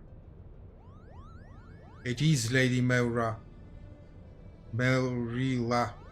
The derived papers speak of a cataract situated on the river Zykarel, several leagues southeast of Rabanastre. There supposedly lies the monastery. Zykarel is not a name you will find on any modern Dalmascan map. Rivers, however, especially one as large as the Zykarel is established to be, are rare in a nation more than half claimed by the Sand. The river we seek can only be that which bisects Golmor and the Naxian border. And for that invaluable information, we owe thanks to our brothers Mughal. Their travels have made them veritable authorities on Dalmascan geography. Wait, but earlier you claimed you didn't know the monastery's whereabouts. I'm confused. Its location is not what concerns me, but perhaps the Mughals themselves should explain. Why, certainly, that verdant valley of vines and vipers to where we must voyage next is home to the Viera, and therein lies our little problem. The one thing that the Viera do not suffer is trespassers, not even lovable Mughals, Kupo. Our glamours kept us hidden long enough to see the jungle was teeming with ruins much like those we've discovered in Lesalia and Gauk, but the Viera trackers eventually found us and took us before their elders. We barely escaped with our palms, Kupo. So that is why we are still here talking instead of bound for the border. There are Viera who have spurned the strict code of their tribes, abandoning their people to come and live in the cities of Dalmasca. Finding and recruiting one to our cause might provide us with insight into how to reach the Orborn Monastery ruins. Unfortunately, the nation's current turmoil has not made it easy to accomplish this task. We still require more time.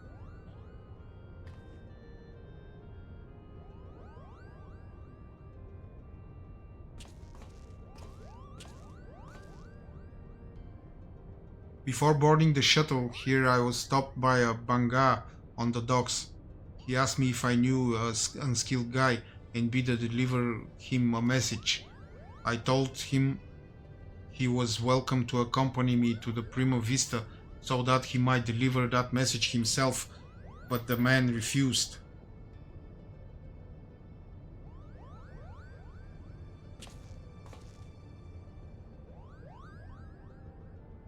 Mikoto, I saw this device crafted to your exact specifications, but cannot guarantee that it will function as intended, seeing as I had an area subject to test it on. Of course, Master Sid, if any trouble is met, then most likely it is my design that is to blame.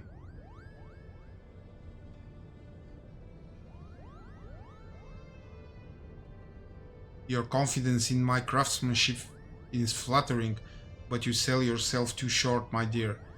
Here's to your success. Good day.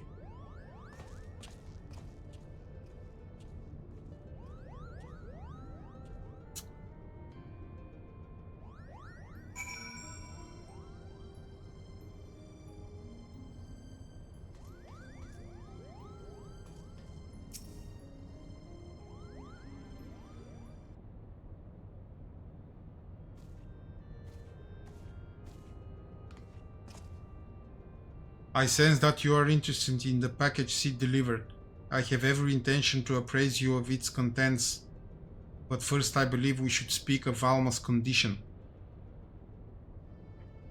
Do you not find her illness all too timely? Genomis and Ramza would like to believe that her bouts of vertigo are not but a result of a mind fatigued, but the answer is clear. It is the aurosite that plagues her. Alma recently confided in me that she would hear her father speaking with Theotius well before even his first foray into Rabanastre. However, I do not think this entirely true, which is not to imply that Alma is trying to deceive us.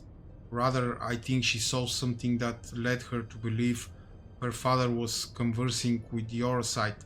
Moreover, I suspect it was the Orosite itself that granted her this vision. You recall my hypothesis on distinct frequency NRR type harmonic vibrations and their tendency to promote ethereal amplification? Or when I mentioned that despite being in the principal's possession for an extended period, Diotius exhibited none of the imprinting present in the Duma? No? Diotius has never resonated with Genomis. It has always been his wife's pendant and its Orosite shard, the Virgo, that fueled his passion for Ivalice. No, Diotius is bound to Alma's deepest desires, whatever those may be. The only reasons I can fathom that Alma has not fallen victim to the Orosite's grasp is that her desires are not as strong as those we have witnessed in Argat and Bagamnan. That and the ethereal interference caused by other nearby shards. I have explained all this to Alma and recommended that she destroy the necklace, yet not only did she refuse, but she begged me to keep this revelation from her father.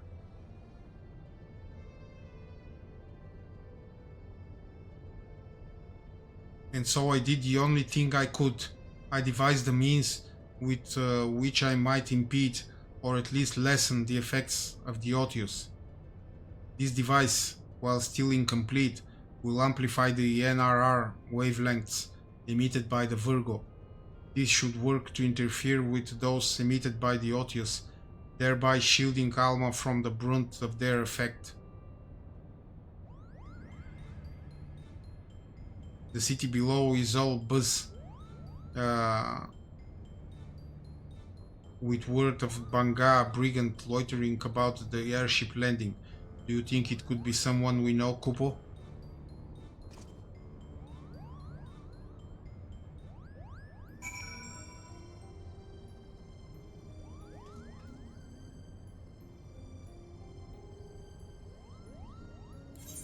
Okay, let's move to Gridania.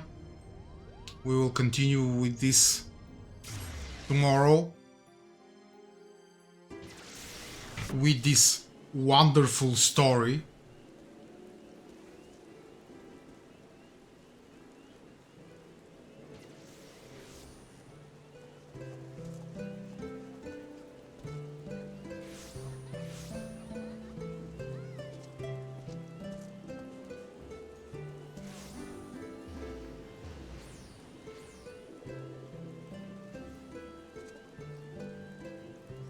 Oh no, I will do it.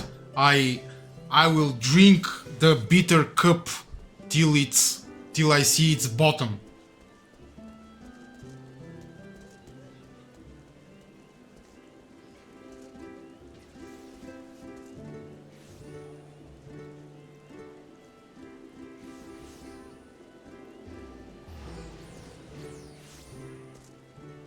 How does she see anything?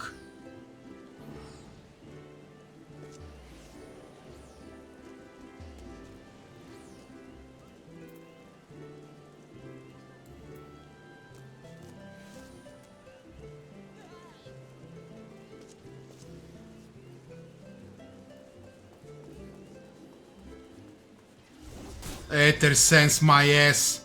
She doesn't see anything. She just go blindly.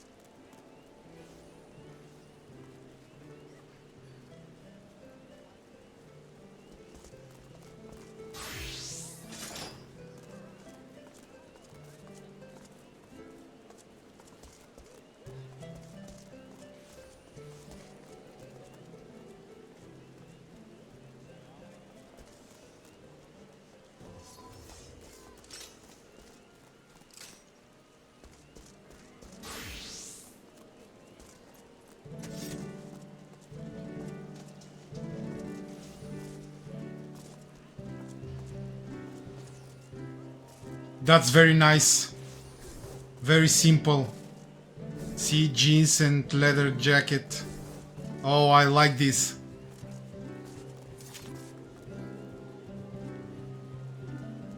Nice.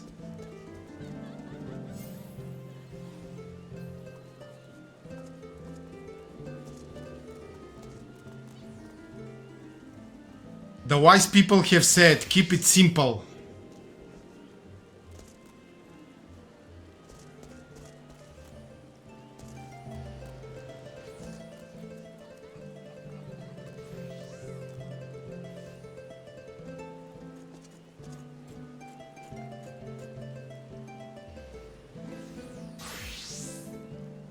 Nice.